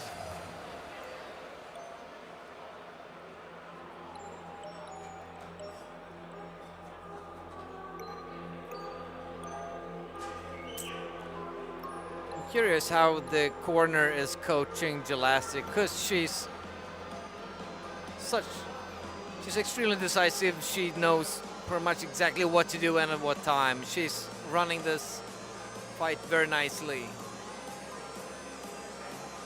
So if she just keeps going like she has started, she'll certainly have this fight for sure. Also get to mention that we would like to thank Crystone, who are the main sponsors. Oh, it seems like Adibor has realized what we could see as well. They have given up the fight.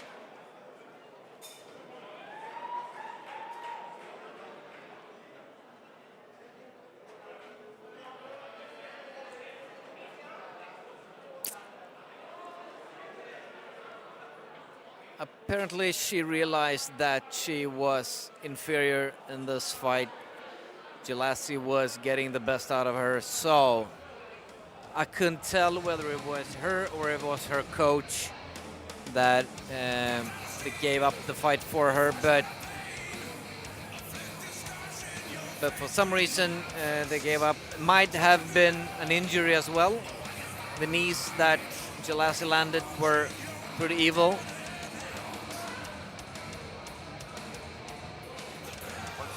So, a victory for Gonzalez in this fight on Abandoned.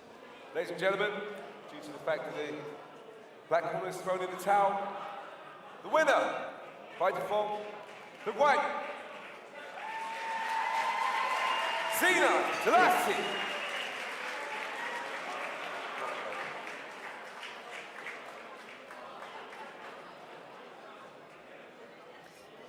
Zena? It's not exactly the way you want to win, is it? No. Yes. Win is a win, right? Good, but I didn't want more white. I didn't want white more. It was too short. Tell you what, it takes a lot of guts to get up on stage in front of all these wonderful people and win. Congratulations, job well done. Thank you very much. Is there anything you want to say to your fans and friends? There's a lot of people watching. Thanks for your support. God bless you, sweetheart. Make some noise! Very good fight from Jalasi. Yeah, we're gonna have to keep our eyes open for this tremendous fighter as well. During the photo session, as I mentioned, I would like to mention Crystone being the head sponsor of this event.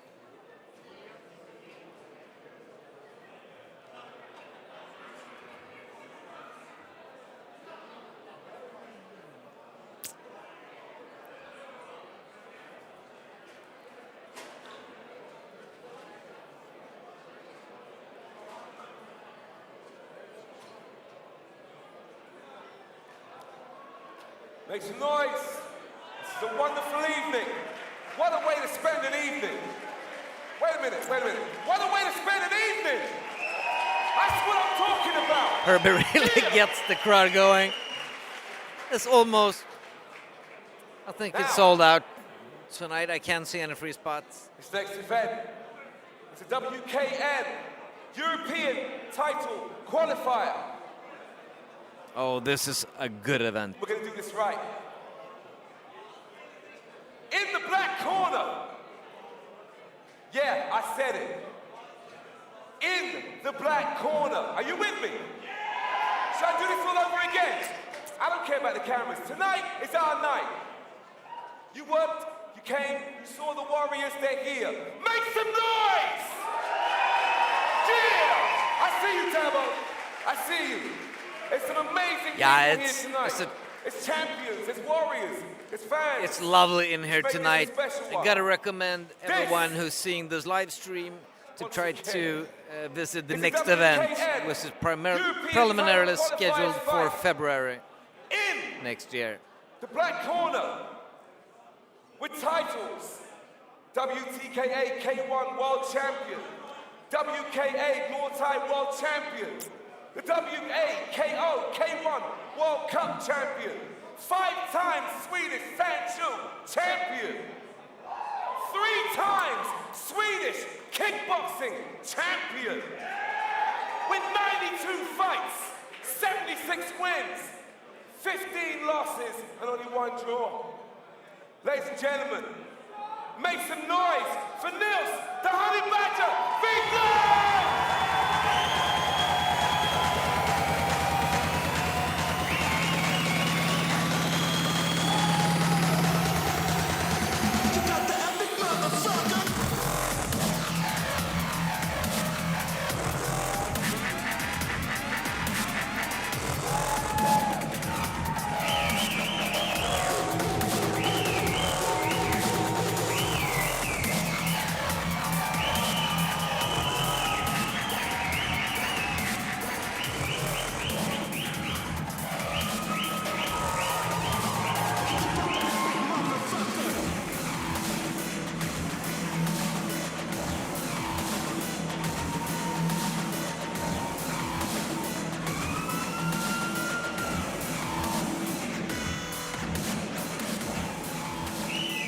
Right in the black corner, we are seeing Nils Widlund, one of the most active fighters out of Sweden right now.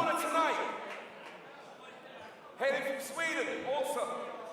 Slash weapon, Muay Thai, gym, trainer Peter Loof, with 31 fights, 24 wins, 5 losses, 2 draws.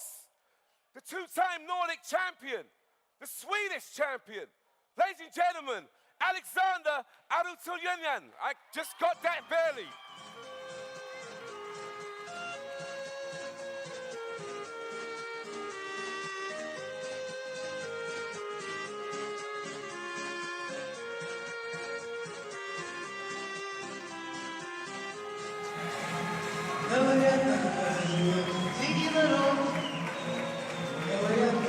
Now Sweden will be fighting Alexander Arutynyan out of Slagskeppet Muay Thai. Nils being from Södermalms Shaolin, actually practicing Sancho, Kung Fu Sancho.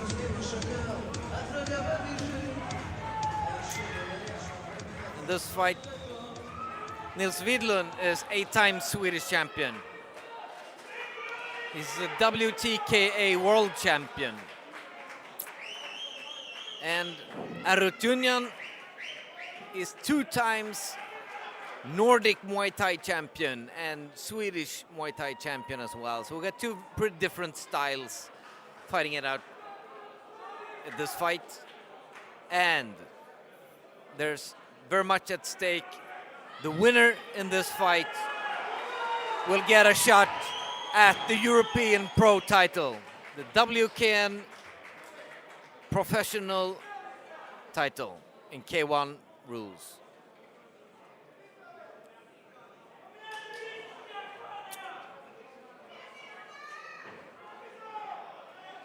Arutyunyan being known as a hard puncher. Pretty cool. Both guys are pretty young actually, but still very experienced. Widlund having around 90 fights already. I think it's 25. Arutyunyan having around 25 fights. He being around, I think it's just over his 20s. So even though they are experienced fighters, they're actually just in the beginning of their careers.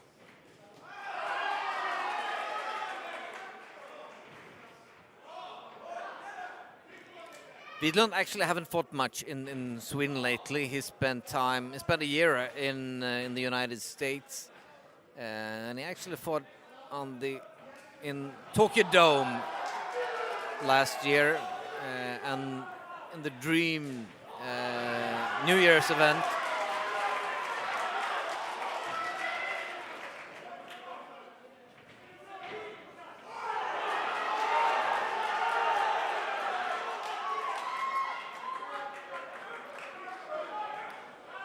Widlund being the more active one here in the first round.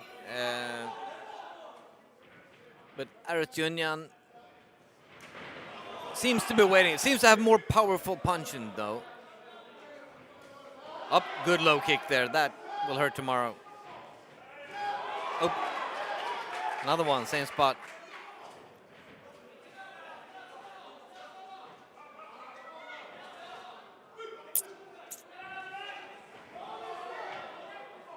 Oh, groin kick. Most likely not on purpose, but this stuff happens in full contact sports.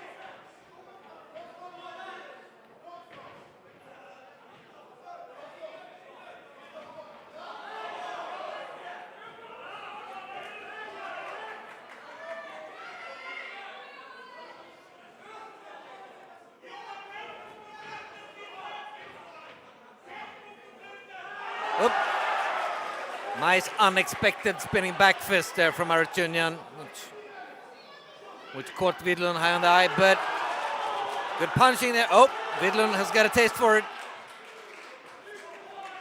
You can actually tell that Arutyunyan's left leg is turning a bit red from the low kicks from Widlund. Oh, you really have to start blocking those because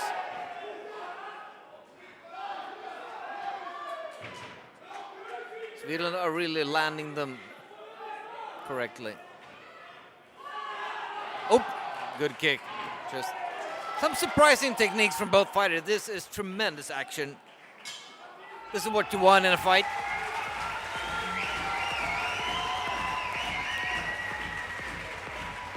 Very good fight from both sides. I would probably say that Widlund might have taken this one, because he did more techniques and it certainly landed the low kicks better than Arutyunyan did, and judges can't miss low kicks like that.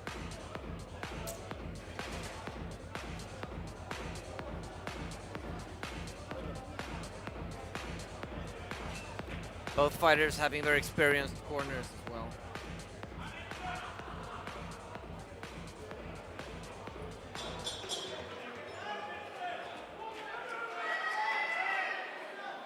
All right, we're going for the second round. You should have your mouth guard in, don't want to lose any teeth. Here in Bern's Salong here in Stockholm, where we are situated today. This is all, actually a very historical location that we're at.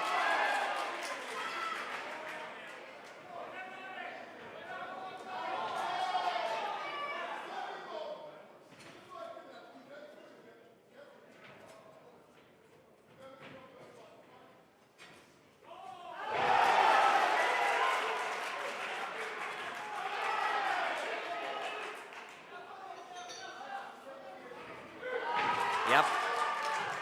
Well, back fist came again, but this time Woodham was better prepared.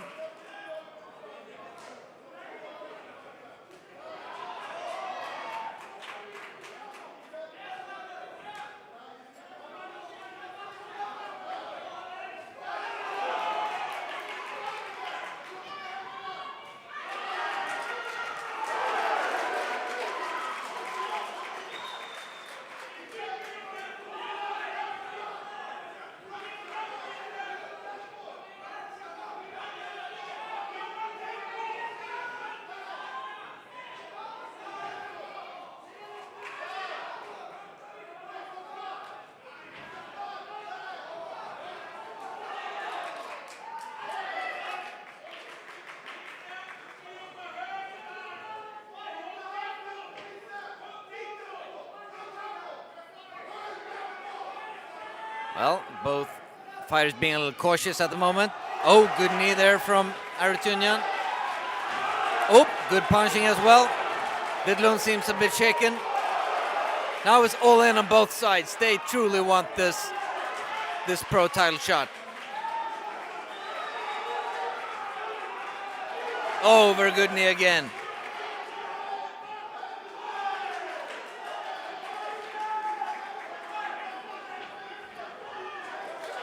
Super fighters this time. Techniques you would not expect, but full power and everything. And oh, that was a close one.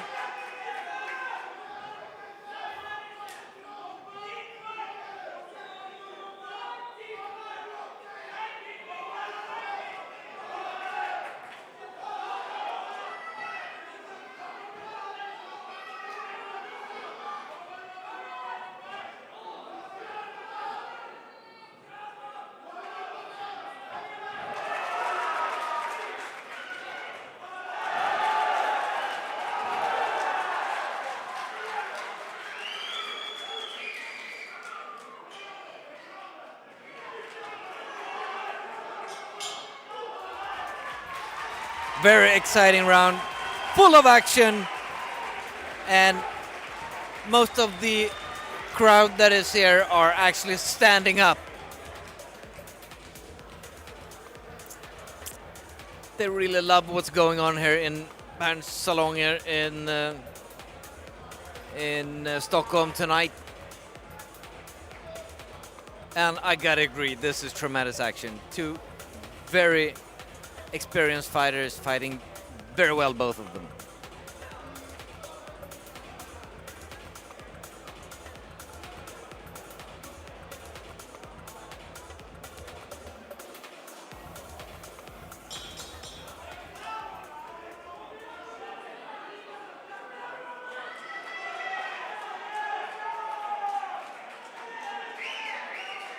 Third and final round, and the winner of this fight, like I said, is directly qualified to fight for the European Pro title at the next Supremacy League event. Oh, good knee shot there from, oh, good punches as well. Arutyunyan is landing a lot right now. Good front kick there from Woodham. Oh, good knees again. Powerful punch there. Extreme action right now. Man. We were expecting this to be a strong fight for both corners, and it truly is. It's amazing action right now.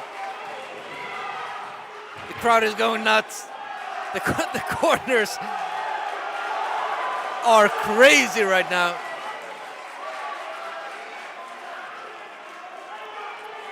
Both of them wants this win so badly.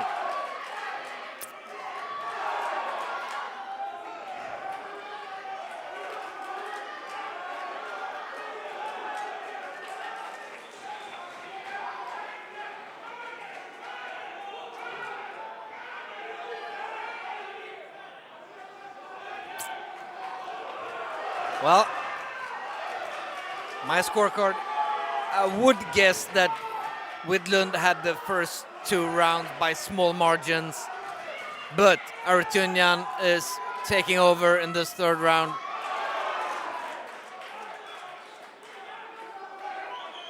And it will be very difficult to determine who will be the winner after this one. This is, ladies and gentlemen, as good as it gets. Total fighting from both bodies, and they just won't give up.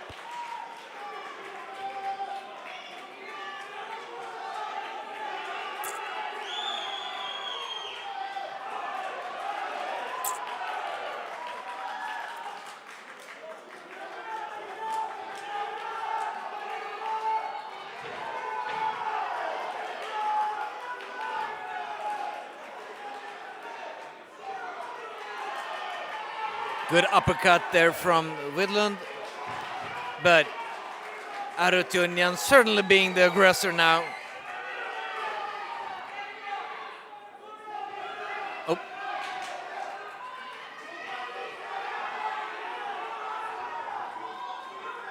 Oh, good knee there. Once again from Alexander, and the fight is over. Well, I must say that the 3rd round was all Arutyunyan's, but seeing over the fight, I wouldn't even dare guessing who's the winner of this fight. But I know that we were certainly winners because we got to see a tremendous show. Crazy beatdown.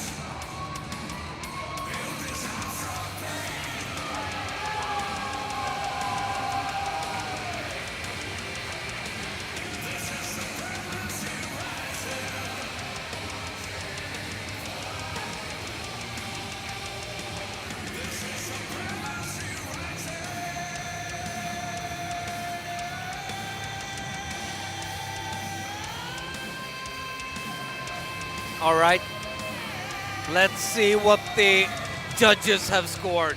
This is not easy.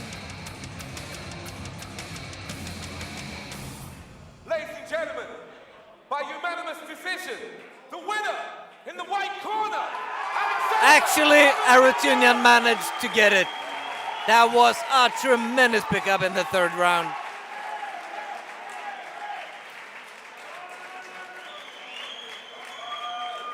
An amazing fight. That was extraordinary. Alexander, you deserve it, bro. Do you think?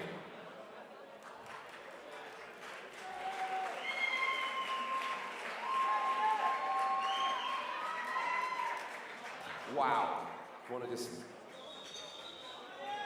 make some noise, really? That was incredible. I'm going to say what I always say, walk us through the last few minutes. That was incredible.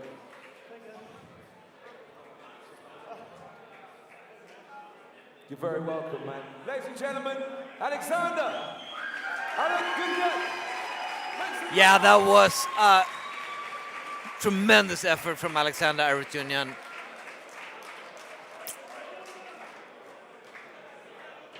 Actually, most likely being behind in the scorecards after at least the 1st round.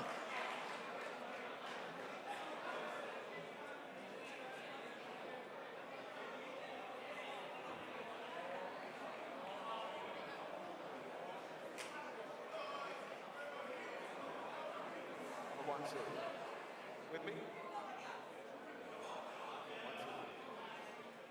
Ladies and gentlemen, 1, 2. Can we want the earth calling?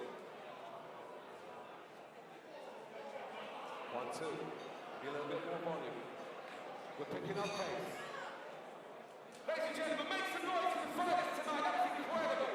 Make some noise! Yeah, I gotta say that this night is being really nice. Here in Herbie is kicking it up as well. Here in Stockholm, this is, and the best is still to come. Well, if this was good, I gotta say, the rest must be awesome.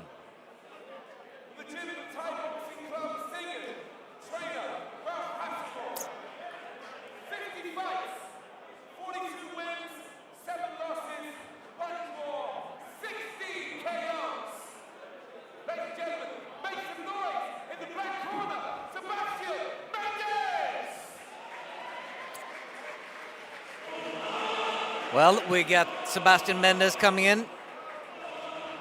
He's got 50 fights.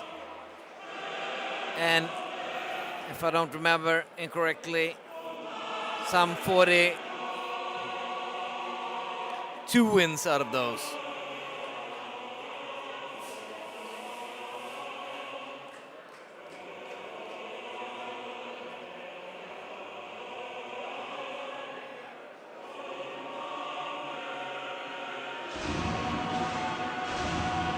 And he's coming in wearing a gladiator mask. I would expect it to be some old German warrior mask or something. It looks really awesome. That is what the audience enjoys. He coming fresh into this final for the Supremacy Titans belt, since his opponent in the semifinals was injured a few days ago.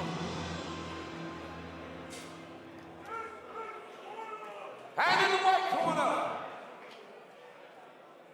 once again, with 77 fights, 51 wins, 26 losses, 0 draws. Ladies and gentlemen, the WNC MAD multi champion, the English multi champion, the one GXP Super Fight champion, Copenhagen Super 4 champion, Jason the Warrior Woodham! Yeah, Sebastian Mendez being a terrific fighter, top shape for this. Fighting an equally experienced, or actually even more experienced fighter in Jason Woodham. We will see whether it's an advantage or not to have had one fight earlier today, as Jason has.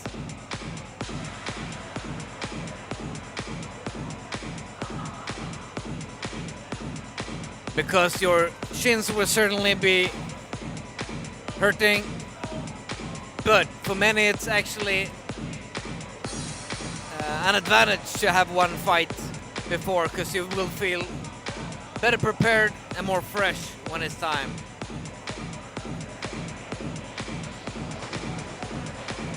And here it comes. He had a very tough fight with the Swedish Ricardo Gonzalez previously, and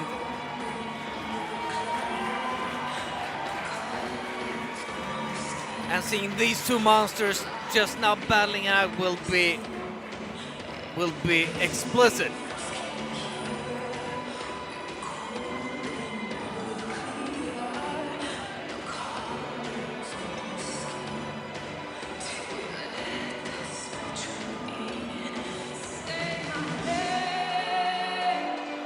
Both pretty tall fighters.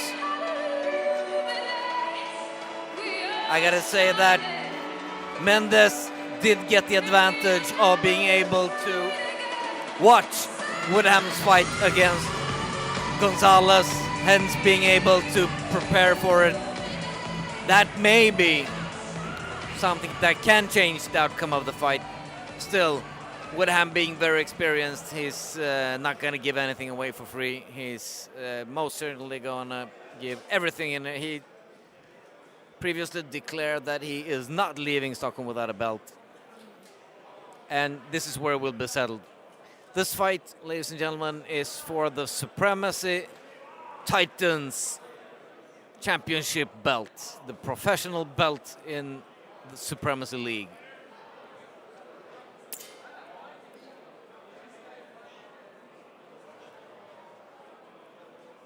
Mendez looking very sharp. Woodham looking somewhat scarred from his first fight. But like we said, we'll see whether that is an advantage or not. And they're off.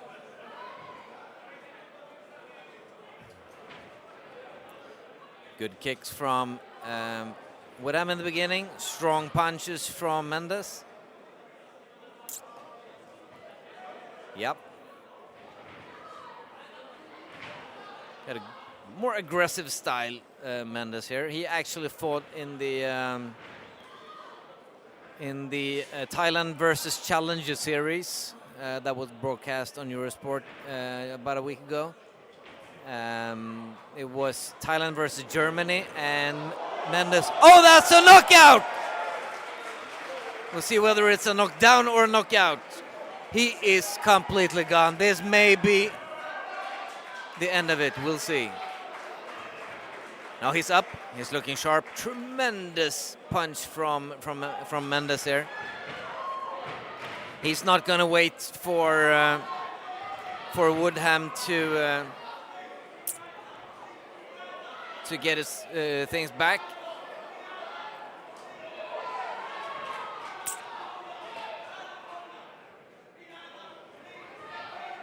We have Woodham is in serious trouble right now. And Mendez is not late to make use of that. Yep. Woodham actually managed to get back. But he's still a bit shaken. He's down again. This is the second knockdown in this round. No, it's over. It's all over. Sebastian Mendez wins the Supremacy Titans belt on KO in the first round. That was mean. I gotta say, that was mean. Of course, it was tough on Woodham, having had a tough fight against Ricardo Gonzalez before.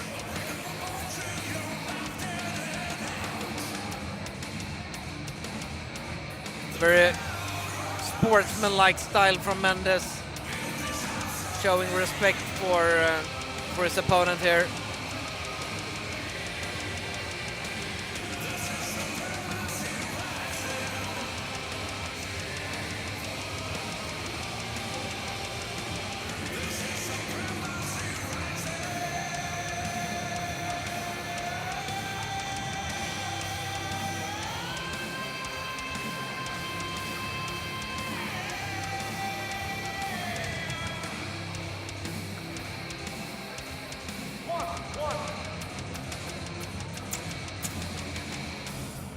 Yeah, you gotta look out for those punches. Those were mean. Sebastian Mendez! Spectacular show by Mendez. Do that first, dude. And the Supremacy belt is huge. That is one of the largest pro belts I've seen. Actually, they got a problem strapping it onto him since it's so large. Yeah, that is a serious win. So, Sebastian Mendez from Germany is the new Supremacy Titans champion.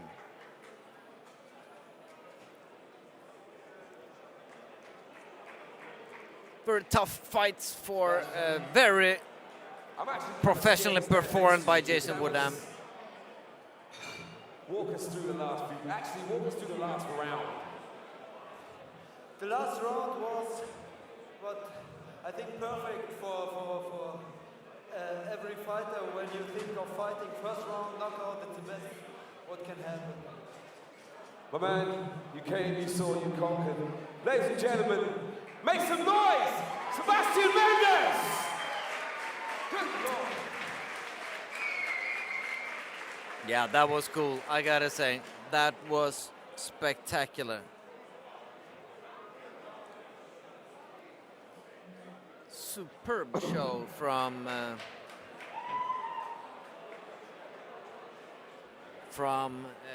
the German, and you know, a spectacular entrance to begin with the helmet that he was wearing, and well, you can't win any more clear than that.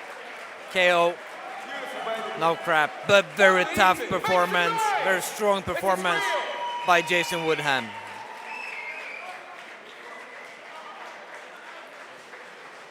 Ladies and gentlemen, we're gonna, if you would allow us to take a 5-minute break, please remember that after this, the big party's down at Pure. Please be there, be square, her dog will be there. Put your hands in the air, party everywhere. And we go on and on and on and on and on. 5-minute break, see you in a few. Keep it real. Yep, we're taking a 5 minutes break. Before doing so, I would like to just present our ring announcer for those of you who do not know who he is. Herbie Critchlow is used to be one of the program managers for the TV show Pop Stars that was also presented in Sweden. He's written music for I don't know how long. The song that he entered with was his own one, pretty large hit back in the 90s called Right Type of Mood. Since then he's been writing lyrics and songs, primarily songs for instance, Backstreet Boys. Perhaps those we know best, at least for those of us who are older than 20. And I gotta say, he's doing a tremendous job in the ring today. Well, we're taking a short break before the main event. I assume the fighters were not expecting Mendez to finish this fight that quickly. And when we come back, we will see a fight that is performed over 5 rounds. Each round will be 3 minutes, and there will be 1.5 minute break between the rounds. And we will see the Swede Sadiku Sai against the French Corentin Jalon for the WKN European title, right here in Berns in Stockholm, Sweden. We'll be back in a few minutes.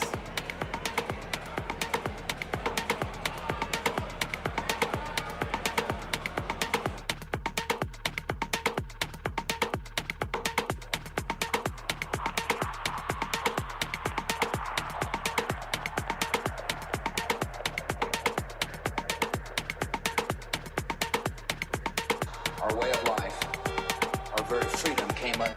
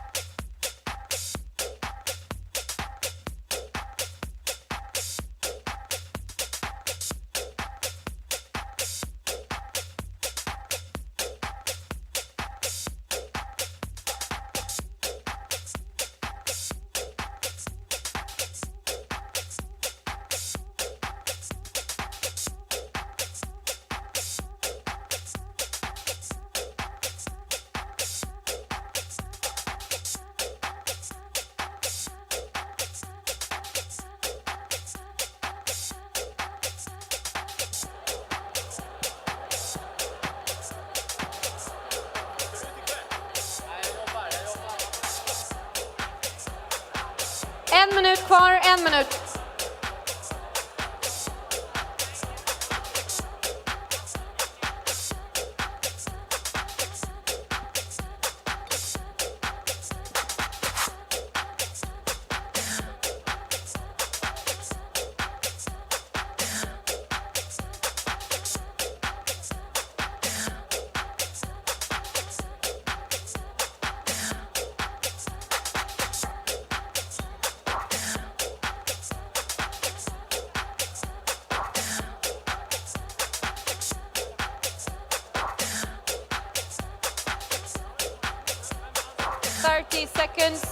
Seconds.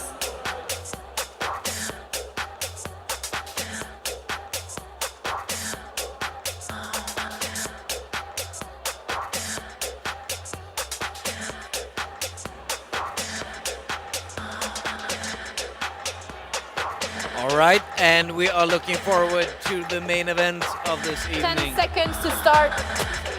We will see the Swedish superstar Sadiku. 3, 2, 1. Fight the French. Ladies and gentlemen, welcome back. Make some noise for a European K1 Pro title. Really? Make some noise! Much better. This is a WKN European title fight. Hopefully you guys are back in your seats so I don't have to do this twice. Because if you miss it, you blink, don't blame me. The movement begins. In the black corner, this evening, with 35 fights, 28 wins, 7 losses, and 8 KOs. Hailing from the country of France, trainer Bernardine Rubia. Ladies and gentlemen, Corentin Shalom. My chip boss, man. I got this, yeah. The French is entering. He's a very tough guy. There are some videos of him on YouTube if you are sitting by a computer. And he's been fighting with some of the toughest guys in the world. And he fought professional world champions. He fought professional European champions. And as we can see, come out kicking from all of them. So now he has got a shot for the WKN European Professional K1 title here at in the white corner in Stockholm. Tonight, from Sweden, from the Vasa Camp Sports Center, trainer Roland Peltier, with 47 fights, 43 wins, 4 losses. It's a 3 times ISKA World Champion, the IFMA World Champion, the ISKA World Champion. Put your hands together, make some noise for Sadiku. Sing! Turn my music high, high, high, high. Yeah. You don't know what you're doing. Sure I do. I'm from the streets with a hood to swallow on me. Yeah. Bullets to follow on me. Sadiku actually even looks like a movie star when he enters the ring. Cops comb this shit top to bottom. He has got a tough task ahead of him. But it's home sweet home. But with personalities clashing, chrome meets chrome. Who Coke is prices to up and defeat down like it's Wall Street home. side? But this is worse than the Dow Jones. Your brains are now blown all over that brown He has had when 4 you are losses now gone. ever. Welcome to hell where you are. Welcome to 3 hell. of those When them has shells been come, World you better Championship return them. finals. All scars we earn them. All cars we learn them like the back of our hand. We watch for cops hopping out the what we back of can van. say Wear a is G on my chest. I don't Sadiku's need that for fight man. is This not ain't to a be song played with. outfit. Holmes is Still. about it. Was clapping them flamers before I became Corentin famous. But Shalom playing me, y'all shall forever remain nameless. the same kind of fighter. So sure I do. I tell you the difference between me and them. They trying to get they ones, I can't help trying to get them wishing M's. for Saddam side to win this 2 one. million, 3 million, 4 But in just 5 it won't years. be handed to him for free, that's for sure. From what we've seen, Jalon is a hard puncher, tough guy, aggressive, moves forward tremendously. While Sai is more of a technical, tactical fighter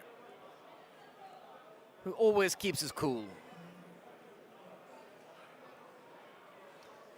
Like I said, this is for the WKN Pro European K1 title. It's 5 minutes, 3 rounds each, and they're on.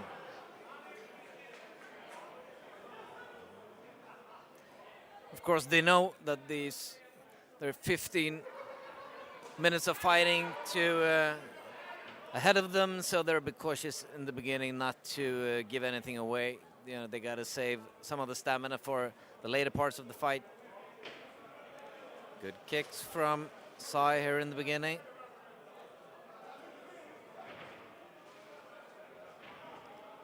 Well, it's a European title at stake, so they got everything to win and a lot to lose. I gotta say, Sai looks very calm. Surprisingly calm, I gotta say, for the type of fight that he's in. And for the... Ooh! What a tremendous kick! Oh, god damn.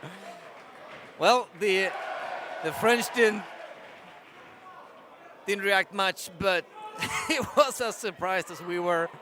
That is kickboxing, my friends. That is the best of it.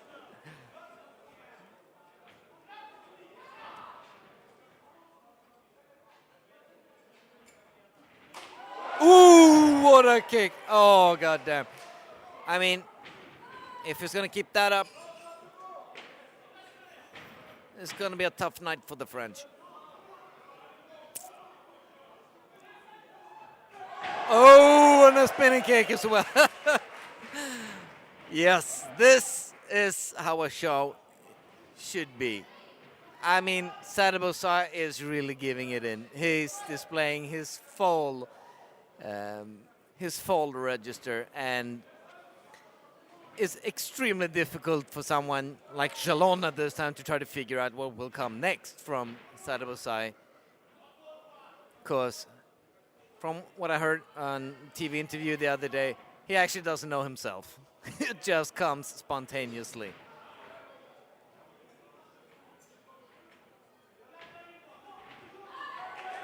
Yep. Hard punches from the Frenchman. But Sadibou reads him like an open book and is not threatened at all. Seems like like Jalon is saving up his power for later rounds.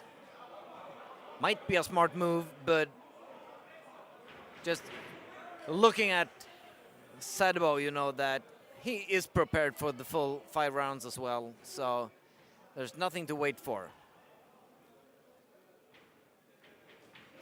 Oh, god damn!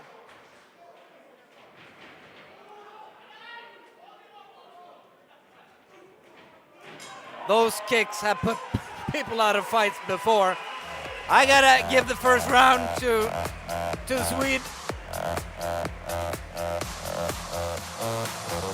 Those kicks and that spinning kick is tremendous entertainment here tonight. This is fantastic.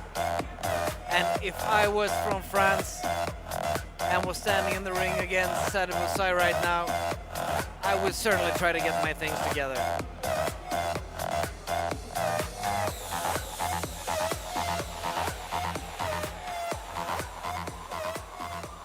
Actually, we had a fight a few months ago where Sadibou Sai was fighting Tufan Pirani, and one of those fights, one of those kicks, as we just saw, actually put Tufan Pirani to the ground, and he couldn't get up again. So we know that you do not want to stand in the way of those.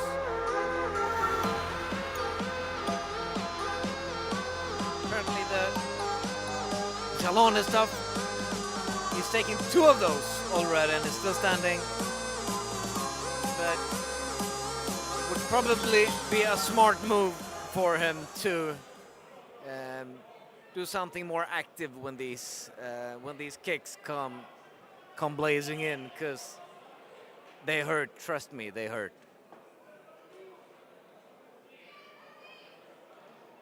And he looks as happy as he as he did before the fight.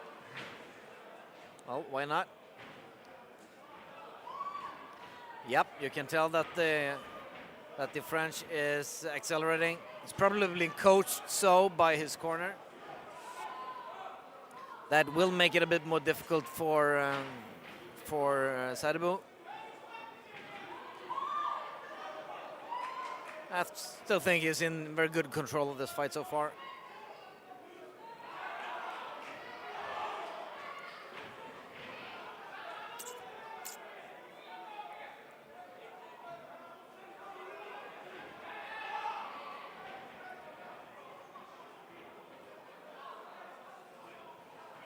I would like to give a shout out to Crystone, our head sponsor for this event.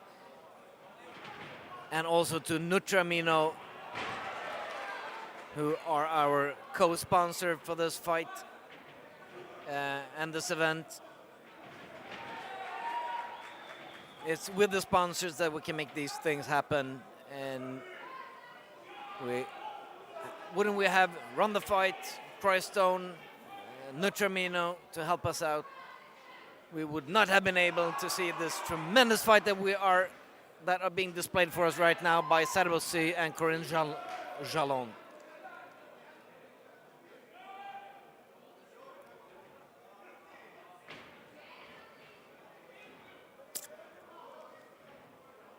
The tail of the tape says more fights for Sadiku. He has 47 fights altogether, 43 of those being wins. Oh, once again, Corentin Jalon having had 35 fights, not as many, but most of them being professional fights. So altogether, the Swede has a stronger record, but from a pro perspective, Jalon is the one who should be on top.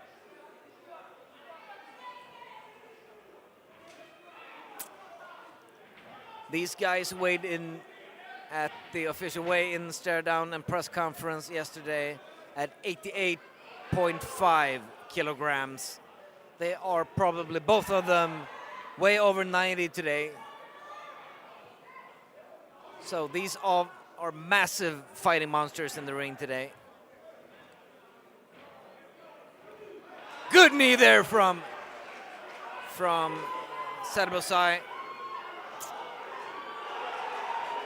He is wearing Jalon down.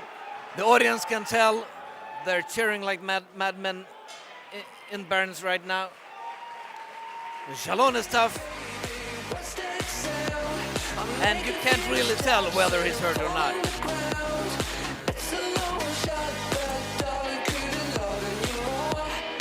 Knowing how bad such kicks and punches land, he should be devastated at this point, but by the looks of Jalon, he seems like he's just out to go for his next round.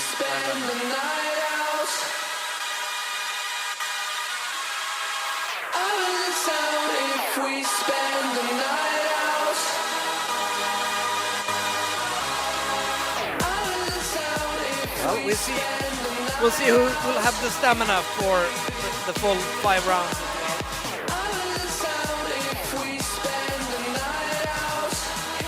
Neither of the two fighters look very tired.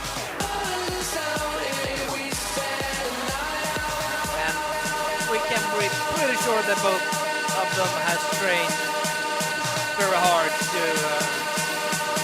be prepared for the full 5 rounds.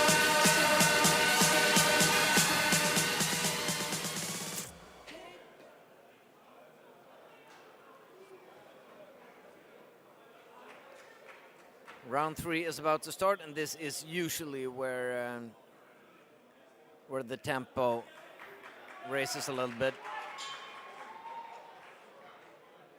We'll see if that will be the case. At least from Jalon's point of view, he certainly must pace it up, because in my scorecard, I have 2 rounds up for Sadiku right now. So if he does not accelerate, I would say that Sadiku will be the one conquering the European title.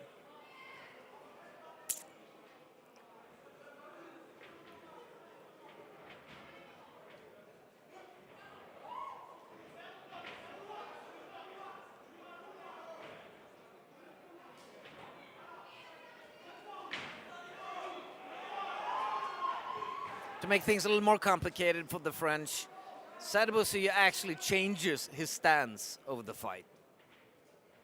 Right now, he's in a southpaw position.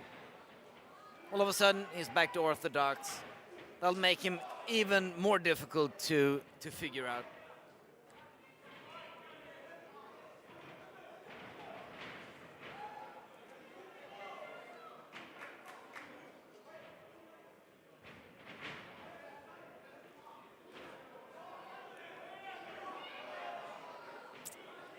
I gotta say, the timing from Sadiku is extraordinary.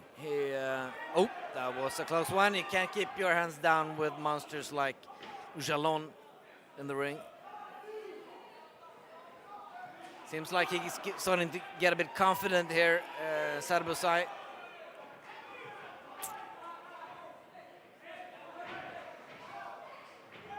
And there's a reason why they have started giving him the nickname Sadie Boom. Perfect timing. He's in perfect control of the French.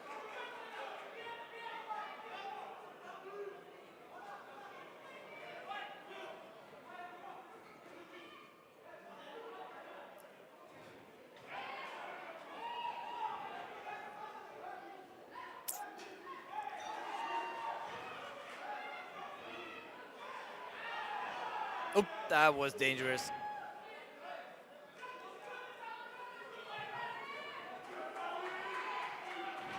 Oh, I think that was not a knockdown, just Sadiku is actually laughing at it.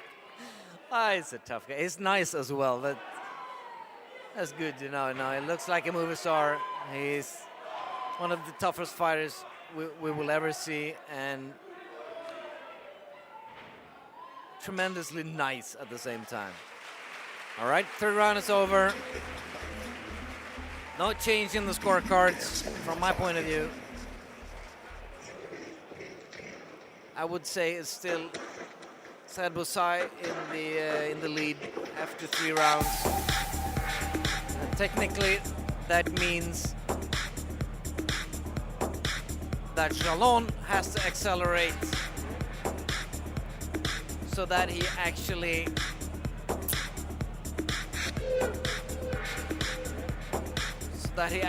is in serious advantage in both of the 2 remaining rounds. And from where I'm sitting, he's not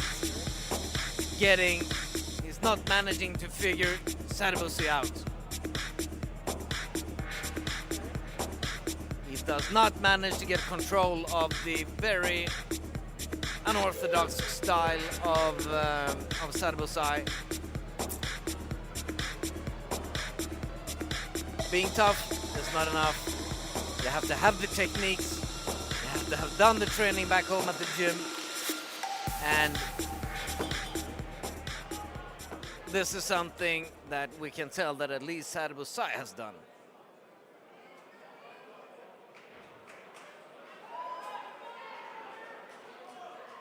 Fourth round in this European title fight.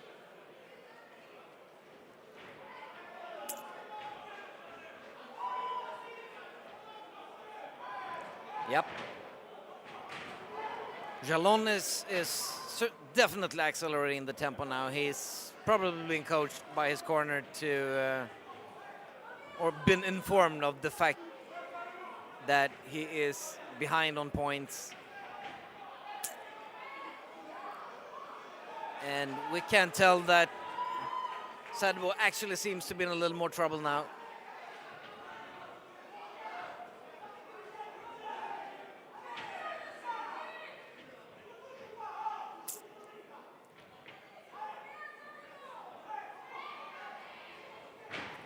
Oop.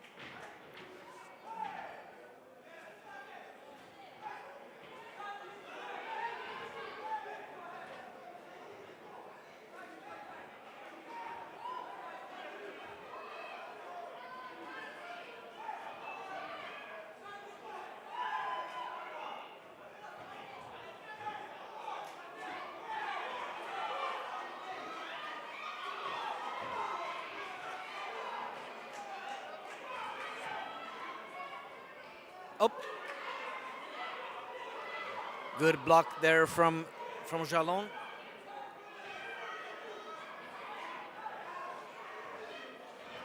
But still, even though he's accelerating, he's landing more techniques now, but he's still not in control of Sadiku.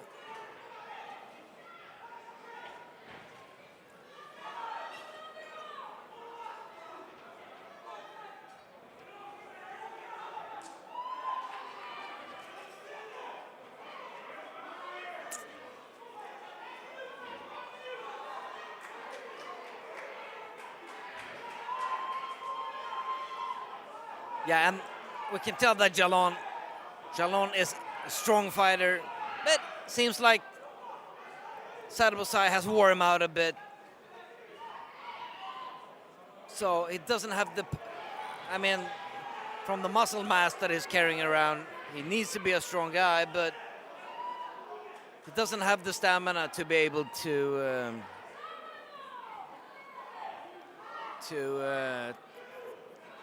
manage to land something that is powerful enough on Sadiku's side.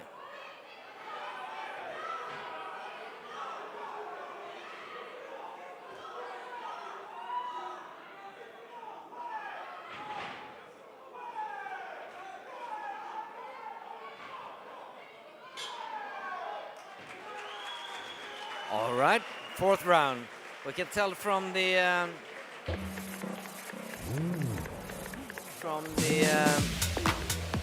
Jalon's corner that they thought they won this round. Not impossible.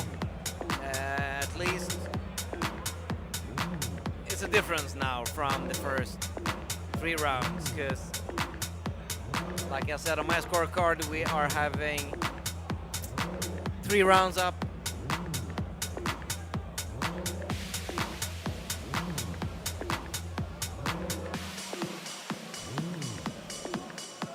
So we are looking forward to the 5th and final round in this WKN European K1 Pro title here at Bern's.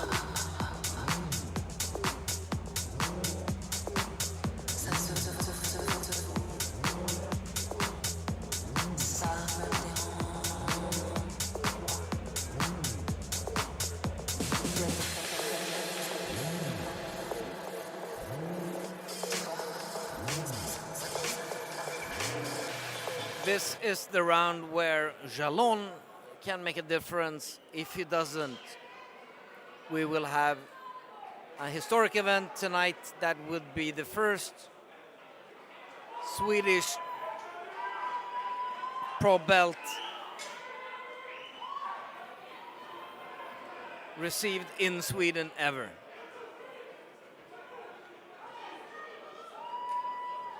Yep.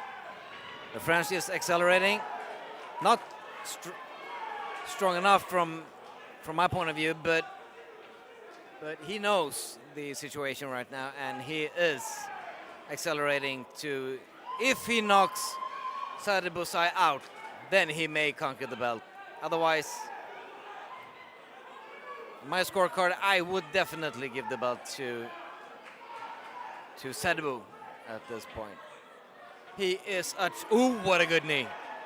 He is a tremendous fighter, so he certainly deserves landing this WKN European Pro belt.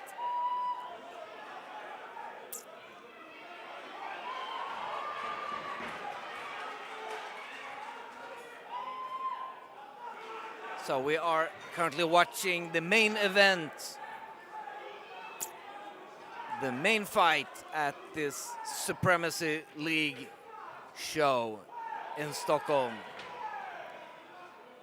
The show is called Supremacy Rising, and we can expect a lot more from Supremacy League in the future. Preliminarily, the next show is scheduled for February 2013. Decisions regarding this will be taken in a few days.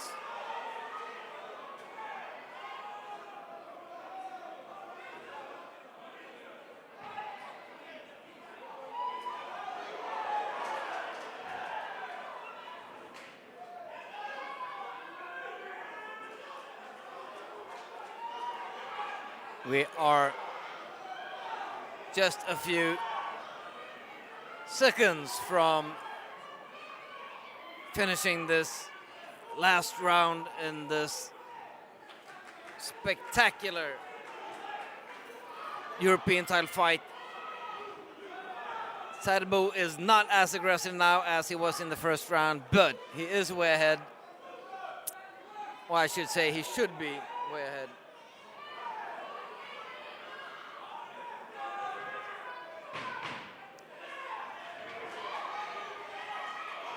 But I must say that Shalon is working his way into this fight.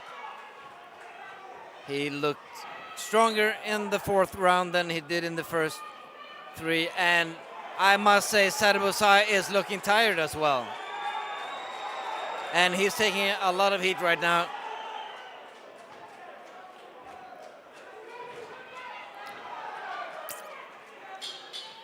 And the fight is over. Well, the French did accelerate in the fifth round. We saw from the fight between Woodham and Adetunyam that the game isn't over until it's over. So we just have to see if the last two rounds, specifically the last one, will be enough for Shalon to have conquered the title, or whether Sadiku first 3 to 4 rounds will hold. This is Supremacy Rising.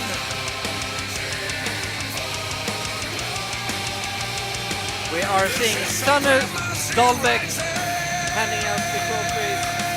We are also seeing Michaela Laurien, multiple world boxing champion, handing over the belt. Just a week ago conquered her. I think it was her second world title.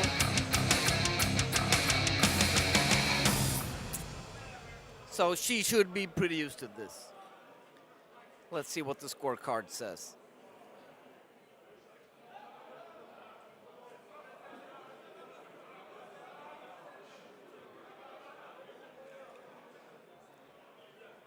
This is not an obvious result. The fight was actually pretty even. The first 3 rounds I have on Sadiku. And let's see what they will say. Ladies and gentlemen, the winner by points in the white corner, Sadiku. Sadiku got it! The first 3 to 4 rounds were enough. We are having our first WKN European title holder. Tremendous effort by Sadiku. To present the awards that is extraordinary. Now he is a professional champion as well. He has multiple amateur titles. Now he is crowned with a tremendous European title. And I would say he's just, I think he's 25 years of age. There will be more from this guy.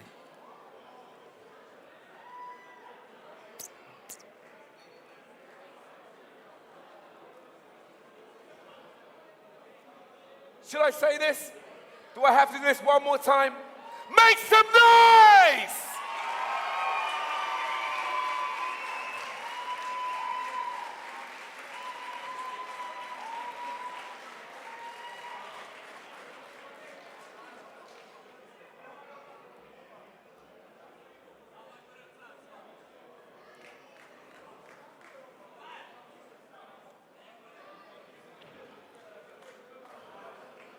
All right, we got a little photo shoot, and right after that we can expect a short interview with the new European champion, Sadiku.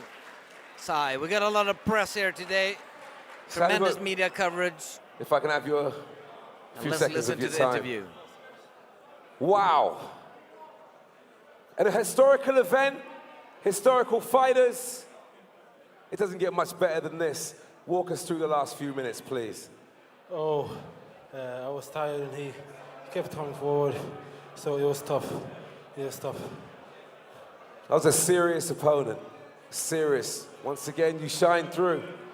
There's a lot of people out there, online, here, in the rest of Europe, looking in on this historical event. You got to say something, baby. Oh, thank you very much for the support. Thank you all guys for coming out here, pushing me. Thank you. Ladies and gentlemen, Sadiku!